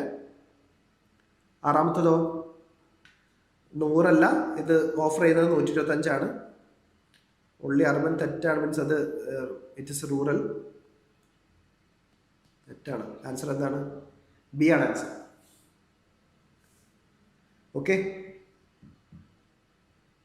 അപ്പോൾ നമ്മൾ ഇന്ന് നാഷണൽ റൂറൽ എംപ്ലോയ്മെന്റ് പ്രോഗ്രാമിൻ്റെ 3 പ്രധാനപ്പെട്ട പ്രോഗ്രാം, അതിലൊന്ന് കറണ്ട് അഫെയർ ആണ് നമ്മൾ പഠിച്ചു. അപ്പോൾ ഞാൻ പറഞ്ഞതെന്ന് വെച്ചാൽ, ഇങ്ങനെ നിങ്ങൾ പഠിച്ചു കഴിഞ്ഞാൽ ഈ പറയുന്ന ടൈം മാനേജ്മെന്റ് ഒരുപാട് നമ്മൾ ഒരുപാട് ചോദ്യങ്ങളിലൂടെയാണ് നമ്മൾ കൺസെപ്റ്റ് പഠിച്ചു, ഇമ്പോർട്ടൻറ്റ് ഫീച്ചേഴ്സ് പഠിച്ചു, PYQ കണ്ടു, സിലബസിലുള്ള ടോപ്പിക്കാണെന്ന് മനസ്സിലാക്കി, കറണ്ട് അഫെയർ ആണെന്ന് ലിങ്ക് ചെയ്തു, PYQലൂടെ പ്രാക്ടീസ് ചെയ്ത് പഠിച്ചു കഴിഞ്ഞാൽ തെറ്റാനുള്ള സാധ്യത കുറവാണ്. സ്പീഡായിട്ട് നിങ്ങൾക്ക് ക്വസ്റ്റ്യൻസ് ആൻസർ ചെയ്യാൻ പറ്റും. കാരണം നിങ്ങൾ ഫെമിലിയർ ആയിട്ടുള്ള PSC ചോദിക്കുന്ന ക്വസ്റ്റ്യനിൽ നിന്നുണ്ടാകുന്ന ഈ ക്വസ്റ്റ്യൻസ് ഒക്കെ ഞാൻ ഈ ജി റാംജി ആക്ടിന്റെ ക്വസ്റ്റ്യൻ എല്ലാം മുമ്പ് ചോദിച്ച PSC ക്വസ്റ്റ്യൻ മോഡൽ ചെയ്ത് ഉണ്ടാക്കിയ ക്വസ്റ്റ്യൻസ് ആണ്.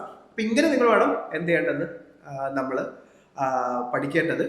അപ്പോൾ മെയിൻ 2ലും സ്റ്റേജ് 3യിലുള്ള അധികം എഫിഷ്യൻ്റ് ആയിട്ട് യൂട്ടിലൈസ് ചെയ്യാൻ ശ്രമിക്കുക. ഇനിയുള്ള ദിവസങ്ങളിൽ നിങ്ങൾ സമയം കളയരുത്. സ്റ്റേജ് 2ലും സ്റ്റേജ് 3യിലുള്ളവരും നിങ്ങൾ പഠിക്കാത്ത സിലബസിൽ ഏതെങ്കിലും പഠിക്കാത്ത ടോപ്പിക് ഉണ്ടെങ്കിൽ അത് പഠിക്കാൻ ശ്രമിക്കുക.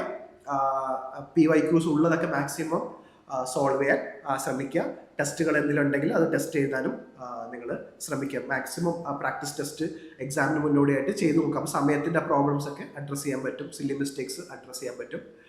ഓക്കെ, അപ്പോൾ ഇന്നത്തെ സെഷൻ നമ്മൾ ഇന്ന് അവസാനിപ്പിക്കുകയാണ്. ഓക്കെ, ഇത് നിങ്ങൾക്ക് എല്ലാവർക്കും യൂസ്ഫുൾ ആയി എന്ന് വിശ്വസിക്കുന്നു. എന്തെങ്കിലും ക്വറീസ് ഒക്കെ ഉണ്ടെങ്കിൽ നിങ്ങൾക്ക് വൊക്കാബ്സ് വീഡിയോയുടെ എൻക്വയറി നമ്പറായിട്ട് നിങ്ങൾക്ക് കോൺടാക്ട് ചെയ്യാം. Thank you.